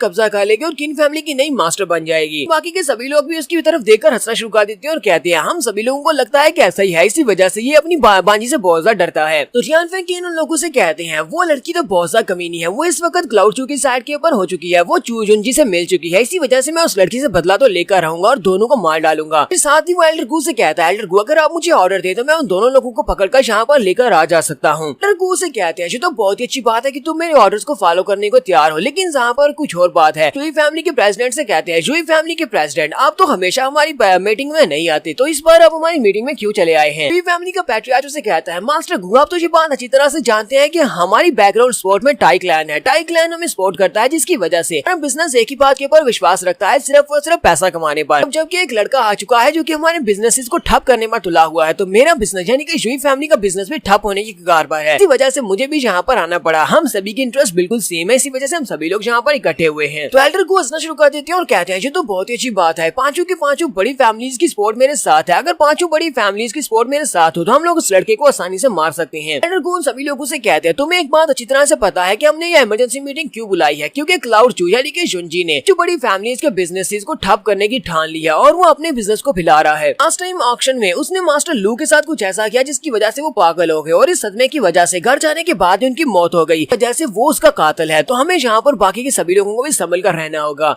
तो ब्लैंक जीन उन लोगों से कहता है हमारा एक प्लान है, हम लोगों ने एक नया प्लान बनाया कि हम लोग फ्रैंकनेस मैंशन के ऊपर वहाँ पर एक मीटिंग रखेंगे, एक बैंक्वेट पार्टी रखेंगे जिसमें हम लोग जुनजी को भी इनवाइट करेंगे। वहाँ पर उसको बुलाने के बाद हम सभी लोग मिलकर उसको मार डालेंगे, लेकिन हम लोग उसको इतनी आसानी के साथ नहीं मार सकते क्योंकि उसके पास जो मेडिसिन है वो काफी ज्यादा स्पेशल है। हमें उसके पास से उन सारी पिल्स के फार्मूलास लेने होंगे और उसके बाद हम उसे मार सकते हैं। फिर हम उन सारे फार्मूलास को अपनी शॉप्स के ऊपर बेचेंगे। सभी लोग इस बात को एग्री करते हैं और उसके बाद ये सभी लोग वहाँ से बाहर की तरफ निकलते हैं और अपने अपने घर चले जाते हैं। यहाँ पर टियानफेंग किन की तरफ भी दिखाते हैं जो कि क्लाउड मैंशन की तरफ वापस जा रहा होता है। साथ ही वो अपना मास्क उतारता है तो वो पॉइजन जैन होता है। पॉइजन जैन टियानफेंग किन की जगह बनकर वहाँ पर उनकी मीटिंग में गया होता है और सोच रहा होता है ये तो वाकई में हमारे मास्टर को मारने की कोशिश कर रहे हैं, जल्दी से जल्दी जाकर अपने मास्टर को इस बारे में इन्फॉर्म करना होगा, जितनी जल्दी हो सकता है उतनी जल्दी ठीक रहेगा। कई बार एक छोटे से कीड़े को भी दिखाते हैं। ये छोटा सा कीड़ा ब्लैंक जिन का होता है, क्योंकि ब्लैंक जिन के पास जो मास्टर स्पिरिट है वो बग्स की मास्टर स्पिरिट है और वो बग्स के साथ कम्युनिकेट कर सकता है। तो मास्टर गू के पास ही बैठा था। मास्टर गू से कहता है जैसा कि आपने सोचा था बिल्कुल वैसा ही हो रहा है, और चू ने अपने एक बंदे को टियानफेंग किन बनाकर यहाँ पर भेजा हुआ था जो कि हमारी बातें सुन रहा था। अब उसे हमारे प्लान के बारे में सब कुछ पता चल चुका है। मास्टर गू से कहता है तुमने बिल्कुल ठीक कहा यंग मास्टर, और चू के पास तो काफी सारी ट्रिक्स हैं लेकिन हमें बेवकूफ बिल्कुल भी नहीं बना सकता। ब्लैंक जिन से कहता है मास्टर गू मुझे ये बताओ क्या आपको मेरे मास्टर से कोई न्यूज मिली है, वो कब वापस आने वाले हैं। तो वो से कहते हैं मुझे अभी अभी एक लेटर मिला है, वो सिर्फ 3 महीने में वापस आने वाले हैं। नेक्स्ट सीन में क्लाउड मैंशन का दिखाया जाता है। तो जैन जैसी वापस आते हैं वो दरवाजा खोलते ही कहते हैं मास्टर एक बहुत ही बुरी खबर है, लेकिन जैसे वो दरवाजा खोलते हैं महसूस होता है कि अंदर का एटमॉस्फेयर काफी ज्यादा अजीब हो रहा है, जहाँ पर बहुत सारा जेलसी हो रही है। सामने की तरफ देखते हैं तो सामने मिस किन बैठी होती है जो काफी ज्यादा गुस्से में होती है, जबकि दूसरी तरफ जुनजी बैठा होता है। जुनजी के साथ लॉरेन चिपकी होती है और उसे कह रही होती है क्लाउड चलो जल्दी से मुझसे शादी कर लो, तुमने मेरे सवाल का जवाब नहीं दिया। वैसे जैन जल्दी से भागते हुए आगे बढ़ते हैं और लॉरेन को खींच कर पीछे कर देते हैं और कहते हैं जब यहाँ पर तो बड़े बात कर रहे हो तो बच्चों को बीच में बात नहीं करनी चाहिए, चलो जल्दी से यहाँ से जाओ बाहर जाकर खेलो। जुनजी से कहता है मास्टर जैन आप तो काफी ज्यादा लेट हो गए, मेरे पास तो पहले से इनविटेशन आ चुका है, मुझे फ्रैग्रेंस मैंशन में फिर पार्टी में इनवाइट किया गया है। आज रात हम सभी लोग फ्रैग्रेंस मैंशन में जाने वाले हैं और वहाँ पर जाकर हम लोग इस बैंक्वेट पार्टी को अटेंड करेंगे। तो यही चाहता था, चलो हम सभी लोग आज रात ही जाएंगे। जुंजी उन लोगों से कहता है इससे पहले कि हम लोग वहाँ पर जाएं, मैं तुम लोगों को एक नए दोस्त से मिलवाना चाहता हूँ जो कि 1 साल के लिए हमारा एल्डर बनने वाला है। साथ ही कहता है एल्डर प्लीज अंदर आ जाए। मिस्टर स्काईलिन वहाँ से कहता है ये हमारी डायनेस्टी का टॉप क्लास का मास्टर है। तो मास्टर स्काईलिन चप्पल पहने हुए अंदर आ जाते हैं। मिस्टर लिन अंदर आती है, उसे कहते हैं लड़के तुम यहाँ पर मेरी तारीफें कर रहे हो जबकि तुम्हें मुझसे ज्यादा पता है, तुम्हें सोल ऑफ मार्शल आर्ट और इसके साथ साथ तुम्हें बॉडी फंक्शन के बारे में बहुत कुछ पता है। मुझे लगता है कि तुम्हारा फ्यूचर बहुत ज्यादा ब्राइट है और तुम फ्यूचर में मार्शल आर्ट एम्परर राम तक जरूर पहुंच सकते हो। मिस किन और पॉइजन जैन दोनों इसको देखकर बहुत ज्यादा हैरान होते हैं और कहते हैं क्या ये वाकई में सच है, क्या ये वाकई में वही स्काईलिन है। मास्टर जैन उसके बहुत बड़े फैन होते हैं। वो उसे कहते हैं मास्टर लिन मैं आपको देखकर बहुत ज्यादा खुश हूँ क्योंकि मैं आपको बहुत बड़ा फैन हूँ। मिस किन उसे कहती है मेरे डैड आपके बहुत बड़े फैन थे, वो तो आपको अपना आइडल मानते थे। वो उसे पिक्चर दिखाते हुए कहती है मेरे डैड ने अपना हेयर कट भी बिल्कुल आप जैसा करवाया हुआ था, मैंने अपने फादर से सुना था, वो आपकी तारीफें किया करते थे। उन्होंने कहा कि जब आप 30 साल की उम्र में पहुंचे तब तक आप ह्यूमन स्पिरिट राम में पहुंच चुके थे, वो हमारी क्लाउड डायनेस्टी के सबसे टैलेंटेड इंसान है। तो मास्टर भी उसके पास चले जाते हैं। मास्टर लिन से कहते हैं क्या वाकई में तुम्हारे फादर मेरे बारे में इस तरह से बात करते थे? मैं तुम्हारे फादर को जानता हूँ, तुम्हारे फादर एक बहुत ही अच्छे इंसान थे। मेरे फादर ने मेरी काफी ज्यादा हेल्प की थी, जब मुझे जड़ी बूटियों की जरूरत थी वो मेरे लिए काफी सारी जड़ी बूटियां ढूंढ कर लाया करते थे। मुझे ये बताओ कि तुम्हारे फादर कहाँ पर है? मिस किन आगे से खामोश हो जाती है। आदि वो सारी बात बताती है कि उन्हें मार दिया गया है। तो वो ये बात सुनते ही कहते हैं क्या वाकई में से मार दिया गया है? यहाँ पर लगता है कुछ बहुत ही बुरा चल रहा है, वजह से तुम्हें मेरी प्रोटेक्शन की जरूरत पड़ी। मास्टर लिन कहते हैं मैं उसको जानता था, वो एक बहुत ही अच्छा इंसान था। मास्टर किन कभी भी ऐसे बुरे लोगों के साथ काम नहीं करता, इसी वजह से वो मारा गया क्योंकि उन्हें उनके साथ काम करने से मना कर दिया होगा। जुंजी से कहता है मास्टर लिन मुझे इस बारे में बिल्कुल भी नहीं पता था कि आप मास्टर किन को जानते हैं। हम मास्टर किन का बदला लेने के लिए सब कुछ कर रहे हैं। हमें 5 बड़ी फैमिलीज के बिजनेस के ऊपर कब्जा करना है और हमें अपना क्लाउड बिजनेस बनाना है क्योंकि ये सभी लोग यहाँ पर कुछ बहुत ही बुरा प्लान कर रहे हैं। जुंजी से कहता है मिस्टर लिन मैं चाहता हूँ कि आज रात आप मेरे साथ फ्रैग्रेंस मैंशन में चले, वहाँ पर कुछ बुरा होने वाला है, हमें वहाँ पर इनवाइट किया गया है। तो मास्टर लिन उसकी बात सुनने के बाद कहते हैं मैंने जबकि तुमसे वादा किया है कि मैं 1 साल के लिए तुम्हें प्रोटेक्शन दूंगा, तो फिर तो यहाँ पर सवाल ही पैदा नहीं होता, हमें तुम्हारे साथ हर एक जगह पर जाने को तैयार हूँ। तो मास्टर लिन से कहते हैं लेकिन मैं यहाँ पर तुम्हें एक वार्निंग देना चाहता हूँ, अगर तुम मेरे वुंड्स को क्योर नहीं कर पाए, अगर तुम मुझे ठीक नहीं कर सकते तो मैं बता दूं उस बंदे के वापस आने के बाद मैं भी तुम्हें बचा नहीं पाऊंगा। कहता है आप यहाँ पर किस इंसान की बात कर रहे हैं? वो उसे कहते हैं मैं यहाँ पर एक इंसान की बात कर रहा हूँ 7 साल पहले जिसके साथ मैंने फाइट की थी, फ्रंटियर फोर्ट्रेस के ऊपर उस बंदे के साथ फाइट की थी। उस वक्त ह्यूमन स्पिरिट राम के 9th लेवल पर था, लेकिन वो मेरे साथ अच्छे से फाइट कर सकता था, उसने अपने आप को मेरे सामने अच्छे से संभाल कर रखा हुआ था जबकि मैं निर्वाणा के 4th लेवल पर था। क्या तुम समझ सकते हो? मैं उसे 2 लेवल अप था लेकिन फिर भी वो मुझसे ज्यादा स्ट्रॉन्ग निकला। ये बात सुनने के बाद काफी हैरान होता है। बाकी के सभी लोग भी सोच रहे होते हैं क्या वाकई में डायनेस्टी में कोई ऐसा पावरफुल इंसान भी है जो कि स्काईलिन से ज्यादा स्ट्रॉन्ग है और उसके 2 लेवल अप होने के बावजूद वो इसको आसानी से हरा सकता था। मास्टर लिन से कहते हैं हालांकि उस वक्त में मेरी बॉडी काफी ज्यादा जख्मी थी, मैं अपनी फुल स्ट्रेंथ को यूज नहीं कर सकता था, लेकिन मुझे इतना पता है कि वो बंदा बहुत ज्यादा स्ट्रॉन्ग है और हम जबकि पूरे 7 साल गुजर चुके हैं, मुझे लगता है कि वो ब्रेक थ्रू करने के बाद जिन और जैंग स्टेज पर पहुंच चुका होगा। हो सकता है कि वो निर्वाणा स्टेज में पहुंच चुका, अगर वो निर्वाणा तक पहुंच चुका है तो फिर तो हम सभी का बचना बहुत ज्यादा मुश्किल है। पॉइजन जैन उसे कहते हैं क्या वाकई में क्लाउड डायनेस्टी में आपसे भी ज्यादा पावरफुल कोई इंसान है? हमने कभी उसके बारे में क्यों नहीं सुना? मास्टर लिन उसे कहते हैं जुंजी मैं तुम्हें एक बात बता दूं, हमारी इंपीरियल सिटी में जहाँ पर इस क्लाउड डायनेस्टी में वो बंदा तुम्हारे रास्ते में सबसे बड़ी रुकावट बनने वाला है, तुम्हें उसे हराना होगा। ड्रीम फैमिली यहाँ पर सब कुछ अपने आप से नहीं कर रही, ड्रीम फैमिली का सबसे बड़ा बैक सपोर्ट वाला बंदा वही है। इसके अलावा यहाँ पर न्यू पावर का लीडर वही है, उसको हम लोग गार्डियन जनरल कहते हैं, जनरल ब्लड वू। तो वो सभी लोग मुझे बात सुनने के बाद काफी ज्यादा हैरान हो जाते हैं। नेक्स्ट सीन में ड्रीम फैमिली के हाउस का दिखाया जाता है। ड्रीम फैमिली के मास्टर अपनी कुर्सी के ऊपर बैठे होते हैं जबकि उनका बेटा ब्लैक लिन उनके पास आता है और उनसे कहता है मैं उसकी बॉडी के अंदर से उस बीस्ट फायर को अब्सॉर्ब नहीं कर सका क्योंकि उसने अपनी बॉडी के अंदर उस बीस्ट फायर को कम्प्लीटली अब्सॉर्ब कर लिया, जिसकी वजह से उसको नहीं एक्सट्रैक्ट किया जा सकता। उसकी एनर्जी और कल्टीवेशन पहले से काफी ज्यादा बढ़ चुकी है, जिसकी वजह से उसने 5 बिजनेसेस को चैलेंज कर दिया है, पहले से भी ज्यादा एरोगेंट हो गया है। उसके डैड उसे कहते हैं हमें इस बारे में ज्यादा परेशान होने की जरूरत नहीं है, बीस्ट बिल्कुल परफेक्ट है, वो ज्यादा अरसे के लिए खुश नहीं रह पाएगा। वो अपने पास से एक ऑर्ब उसे देते हैं और कहते हैं इसे अपने पास रखो। लैंगजिन अपने डैड से कहता है डैड आपको मुझसे क्या चाहिए? उसके डैड उसे कहते हैं मैं चाहता हूँ कि आज रात जब तुम लोग जुंजी को मारोगे तो उसके दिल को निकाल लेना, उसके दिल को बिना नुकसान पहुंचाए मेरे पास लेकर आना, अभी भी उसकी बॉडी के अंदर से बीस्ट फायर को निकाल सकता हूँ क्योंकि अब वक्त आ चुका है उस बीस्ट फायर को जिसे 10 साल से मैं कल्टीवेट कर रहा हूँ उसे वापस अपने ओरिजिनल ओनर के पास लाने का। उस बॉडी बॉडी से बीस्ट फायर मुझे चाहिए। तो ब्लैंकशिन अपने फादर से कहता है ठीक है फादर, मैं यहाँ पर आपको सक्सेस के लिए पहले से बधाई देता हूँ। नेक्स्ट सीन में फ्रैग्रेंस मैंशन का दिखाया जाता है जहाँ पर ये बैंक्वेट पार्टी होने वाली है। नौकरानियां वहाँ पर ड्रिंक्स लेकर जा रही होती है, जा रही होती है तो उसी वक्त शुइकियान वहाँ पर अपनी वाटर स्पिरिट को यूज करते हुए उनके पाँव के नीचे वाटर रख देती है जिससे वो गिर जाती है और उनके हाथ से वो सारी वाइन की बोतल गिरती है।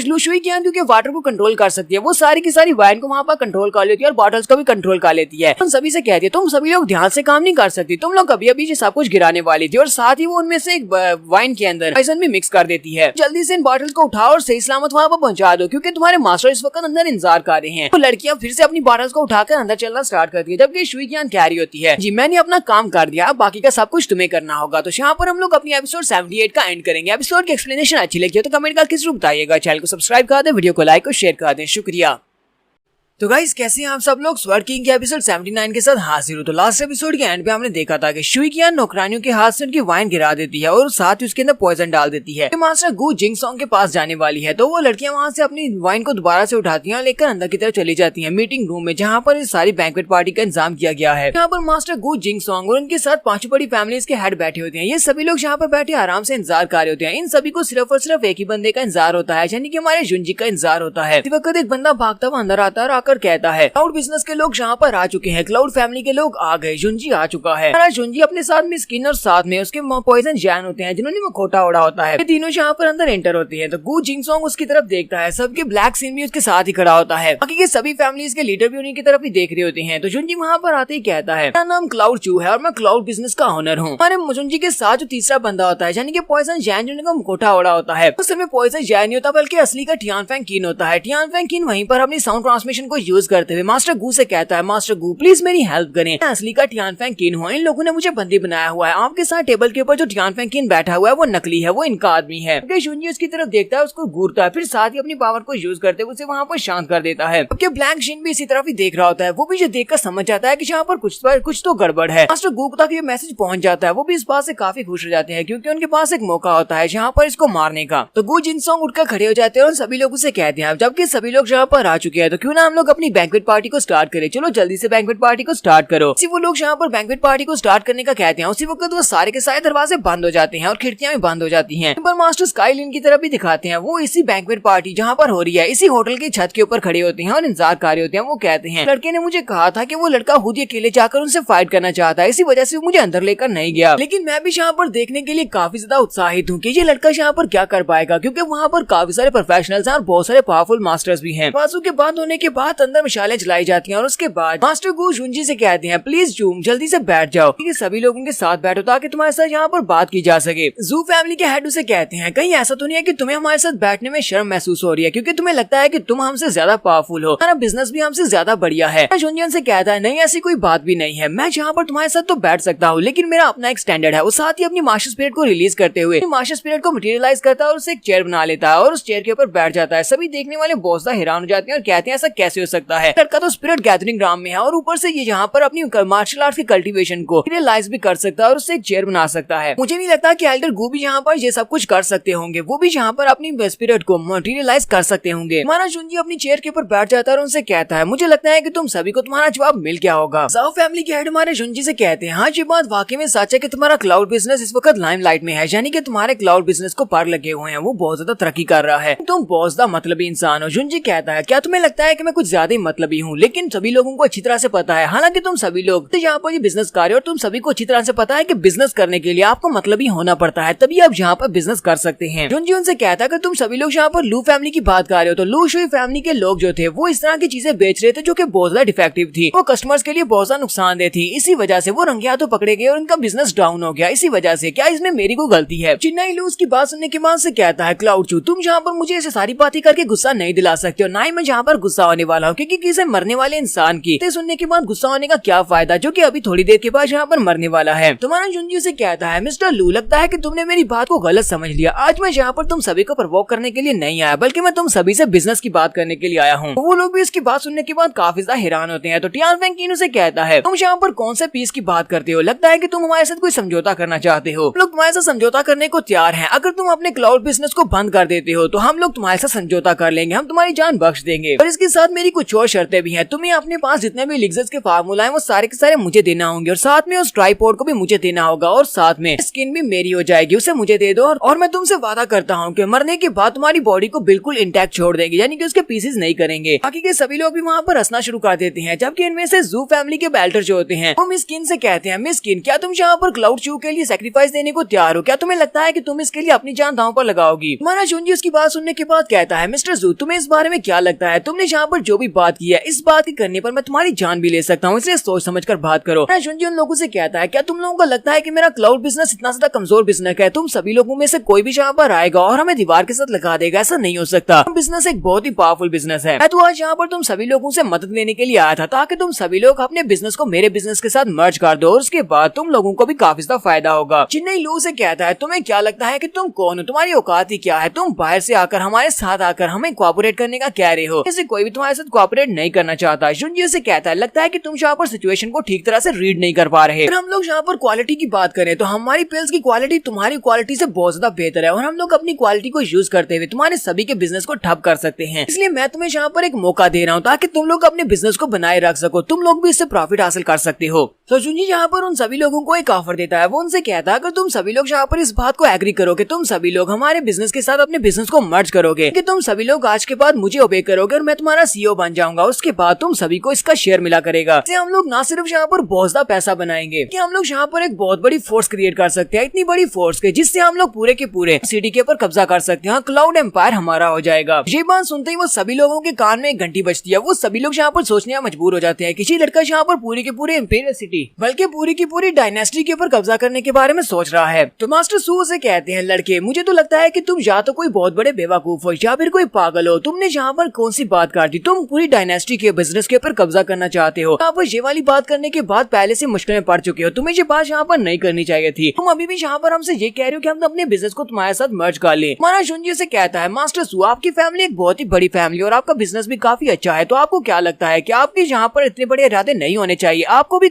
पूरी की पूरी क्लाउड डायनेस्टी के ऊपर कब्जा करने के बारे में सोचना चाहिए। मैं तो आपको मास्टर बनाना चाहता हूँ, जबकि आप तो यहाँ पर किसी एक के ऑर्डर्स को फॉलो करना चाहते हैं। क्या आप अपनी बाकी की सारी जिंदगी कुत्ता बनकर दूसरे के ऑर्डर्स को फॉलो करते रहेंगे? मास्टर जाओ से कहते हैं, लड़के हमारे पास अपने आइडियाज हैं और हमें पता है कि हमें किसको फॉलो करना है, तुम्हें हमें ये बताने की जरूरत नहीं है कि हमें किसको फॉलो करना चाहिए। शुंजी से कहता है, मास्टर जाओ क्या वाकई में आपको ऐसा लगता है कि आपको किसको फॉलो करना चाहिए? तो मुझे लगता है कि आपको यहाँ पर अपनी आंखें खोलने की जरूरत है। तो शुंजी उनसे कहता है, तो मैं यहाँ पर तुम सभी लोगों से एक वादा करता हूँ, अगर तुम सभी लोग मेरे साथ अपने बिजनेस को मर्ज करोगे तो हम सभी लोग इक्वल होंगे, हम सभी लोग एक ही टेबल पर बैठेंगे, मैं तुम सभी लोगों को बराबर के प्रॉफिट्स दूंगा। हम सभी लोग आपस में बहुत सारे रिसोर्सेज को शेयर करेंगे, जहाँ तक कि टैलेंट नेटवर्क को, और इसके साथ साथ बहुत सारे प्रॉफिट्स को भी आपस में शेयर करेंगे। रही बात यहाँ पर तुम्हारे पर रूल करने की, तो मैं ऐसा बिल्कुल भी नहीं करूंगा जैसे कि ड्रीम फैमिली वाले तुम्हारे पर रूल कर रहे हैं। वो तुम्हारे पर सख्ती के साथ तुम्हारे पर से ऑर्डर्स जारी करते हैं और तुम्हें वो काम करना पड़ता है। ड्रीम फैमिली की तरह बिल्कुल भी नहीं हूँ। ड्रीम फैमिली वालों का वादा है कि वो तुम्हें यहाँ की बड़ी फैमिली बना देंगे और तुम्हारे बिजनेस को और ज्यादा बढ़ा देंगे, लेकिन असल में तो ये लोग तुम्हें धोखा दे रहे हैं। सभी लोगों के पास इन लोगों ने अपनी पिल्स भिजवाई होंगी ताकि वो तुम लोग उन पिल्स को बेच सको, बिजनेस को बढ़ा सको, लेकिन असल में उन पिल्स के अंदर एक स्पेशल केमिकल है जिसे हीन कहते हैं, जिससे ये लोगों को एडिक्ट बनाते जा रहे हैं। ये इस डायनेस्टी के वॉरियर्स को कंट्रोल करना चाहते हैं। तो मास्टर जिनसोंग गू को भी एक झटका लगता है कि इस लड़के को तो पहले से इस बारे में पता चल चुका है। वो पांचों फैमिलीज के मास्टर जब ये बात सुनते हैं कि उनके पिल्स के अंदर हीन है और ये लोग वॉरियर्स को कंट्रोल कर रहे हैं, वो सभी लोग ये बात सुनते ही बहुत ज्यादा हैरान हो जाते हैं। मास्टर जिनसोंग गू चिल्लाकर कहते हैं, लड़के अपनी बकवास बंद करो, क्या लगता है कि तुम इस तरह की बकवास करोगे सभी लोग इस बात पर भरोसा कर लेंगे? मास्टर गू भी सोच रहे होते हैं, ये लड़का यहाँ पर बिना डरे ये सारी बात कह रहा है, इसका मतलब यह कि सारी की सारी सच्चाई पता है, इसी वजह से यहाँ पर चला आया। कुछ भी करके इस लड़के को आज ही यहीं पर मारना होगा। मास्टर गू बाकी सभी लोगों से कहते हैं, तुम सभी लोगों को इसकी बात के ऊपर भरोसा करने की जरूरत नहीं है, ये यहाँ पर झूठ बोल रहा है। फिर वो साथ ही कहता है, तुम में से कोई आगे बढ़ो और इस लड़के को मार डालो। चिन्नई लू कहता है, तो सबसे पहले तो मैं आगे बढ़ूंगा, वो वक्त आ चुका है जब हम लोग इस लड़के को मारने वाले हैं, तो इसका वक्त आ चुका है। जैसे ही आगे बढ़ता है और अपनी साइड के ऊपर देखता है तो उनमें से कोई भी इसके साथ आगे नहीं बढ़ता, वो तीनों ही वहीं पर पीछे चुपचाप खड़े होते हैं। वो उनसे कहता है, तुम लोग वहाँ पर क्या कर रहे हो? कि हमारा शुंजी चिन्नई लू की तरफ घूर कर देखता है तो वो भी बेचारा बहुत सा घबरा जाता है, कहता है, नहीं नहीं मैं तो यहाँ पर इससे फाइट नहीं करने वाला। यहाँ पर सबसे पहले मास्टर सू बोलते हैं। मास्टर सू से कहते हैं, मिस्टर गू ये बात तो चलो ठीक है कि आप दूसरों को यहाँ पर पॉइजन देना चाहते हैं, चाहे पॉइजन ही दे लें, यहाँ फिर आप उनको कंट्रोल करना चाहते हैं तो कंट्रोल कर लें। बुरी बात तो यहाँ पर यह है कि हम लोग भी इन पिल्स को यूज कर रहे हैं, हम लोग भी पिछले कई अरसे से उस पिल को खा रहे हैं, इसका मतलब यह है कि आप हमें भी कंट्रोल कर सकते हैं। जियान वेंग किन भी उनसे कहते हैं, मुझे मिस्टर लू ने एक बार बताया था कि हमारी पिल्स के अंदर हीन है, लेकिन मैंने इसको आगे और ज्यादा इन्वेस्टिगेट नहीं किया क्योंकि मिस्टर लू ने मुझे और ज्यादा इन्वेस्टिगेट नहीं करने दिया था। इतना पता है कि अगर हम लोग इसको कंटिन्यूअसली यूज करते हैं, इसके बाद हम इसको अचानक से छोड़ देते हैं तो हमारा स्पिरिचुअल सी डिस्ट्रॉय हो जाता है, जिससे हमारी मौत भी हो सकती है। इसलिए हम इसको छोड़ नहीं सकते, ये हमें इसका आदी बना देती है। ये बात सुनते ही मिस्टर जाओ भी काफी ज्यादा गुस्सा हो जाते हैं और कहते हैं अब इस बात का क्या मतलब है कि हम सभी को वो ड्रग्स लेते रहना पड़ेगी। हमने उस ड्रग्स को छोड़ा तो हम लोग मारे जाएंगे। और ये लोग यहाँ पर वॉरियर्स को कंट्रोल करने के लिए सब कुछ कर रहे हैं। ओशन लू को सब कुछ पता था, लेकिन उसने हमें से किसी को भी इस बारे में नहीं बताया। मरने से पहले वो हमें इस बारे में बता देता। बात सुनने के बाद गो भी सोच रहे होते हैं, सिर्फ और सिर्फ ओशन लू को इस बारे में बताया था। हम लोग इन पिल्स के अंदर हीन को यूज कर रहे हैं, मैंने बाकी के किसी भी एल्डर को इस बारे में नहीं बताया था। ये मैंने बहुत बड़ी गलती कर दी, क्योंकि ओशन लू ने बाकी सभी को बता दिया, स्पेशली टियान फेंग किन को। मास्टर गून से शांत रहने का कहते हैं, जबकि एल्डर जाओ चलाकर उसे कहते हैं, एल्डर गो बस भी करो, तुम्हारी किसी भी बात के ऊपर भरोसा नहीं रहा, चलो जल्दी से इस बात को एक्सप्लेन करो कि तुमने हमारे साथ ऐसा क्यों किया है। तो यहाँ पर ब्लैंक जीन उन लोगों से कहता है, तुम सभी लोगों को जुंजी की बात के ऊपर भरोसा बिल्कुल भी नहीं करना चाहिए, क्योंकि ये हम सभी लोगों के दरमियान में यहाँ पर फाइट करवाना चाहता है, तो कि तुम सभी लोग हमसे अलग हो जाओ, लड़के के साथ जुड़ जाओ। मुझे नहीं लगता कि मास्टर लू मरने से पहले पागल हो गए थे, और एक पागल की बात के ऊपर भरोसा करना बिल्कुल गलत होगा। तुम लोगों को ये भी पता होना चाहिए कि इस लड़के ने किन फैमिली को डिस्ट्रॉय करने के बाद किन फैमिली को कंट्रोल किया हुआ है, क्योंकि मिस किन इसके कंट्रोल में है। इस वक्त हमारे सामने जो मिस्टर टियान फेंग किन बैठा हुआ है, ये भी एक नकली है, ये फेक है। बाकी के सभी लोग मुझे बात सुनने के बाद काफी ज्यादा हैरान होते हैं। तो यहाँ पर हम लोग अपनी एपिसोड 79 का एंड करेंगे। एपिसोड की एक्सप्लेनेशन अच्छी लगी हो तो कमेंट करके जरूर बताइएगा। चैनल को सब्सक्राइब कर दे, वीडियो को लाइक और शेयर कर दे। शुक्रिया।